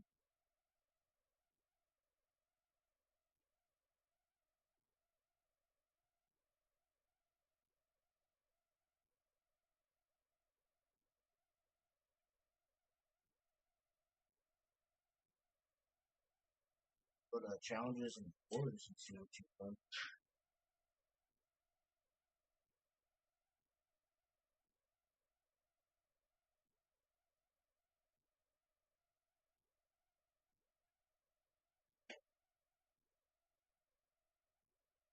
At the end of the stream, hit the whatever. Go get your silver and shit up.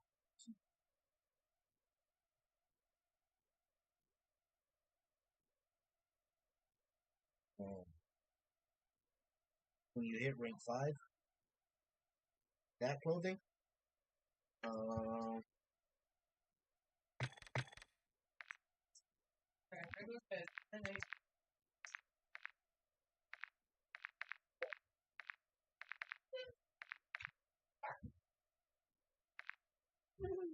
know the 2024 one? Maybe. Come on, Nova. Nova.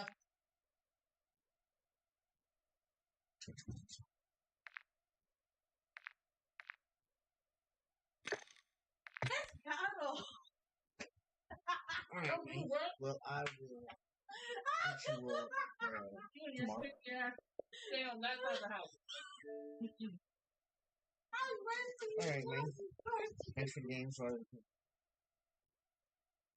Don't laugh too hard. Good. No, get your ass out the door. Oh, no, let's Carol. All right. These two? No.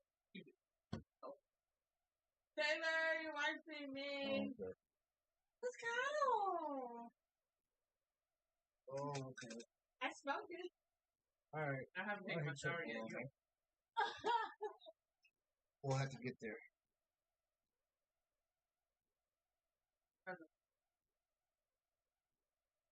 Yeah, no, again, it's about 50. Bitch. Your wife won't cuddle with me. She shit her pants in the middle of the kitchen. Yeah. We could probably do it next season.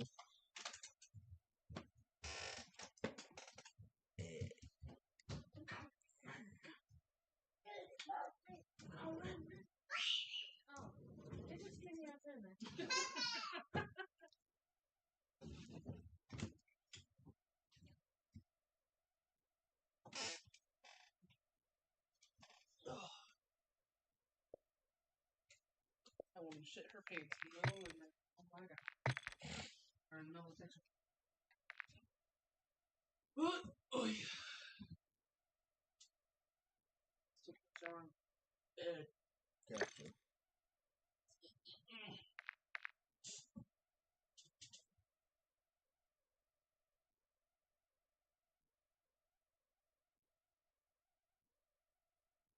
I get 100 SR when I get 49 more kills versus, and then 200 SR when I win a match.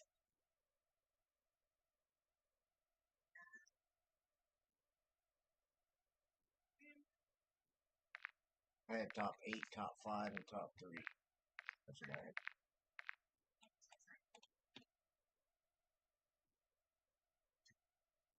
Oh, I already did it. I just gotta win. I just gotta win the match.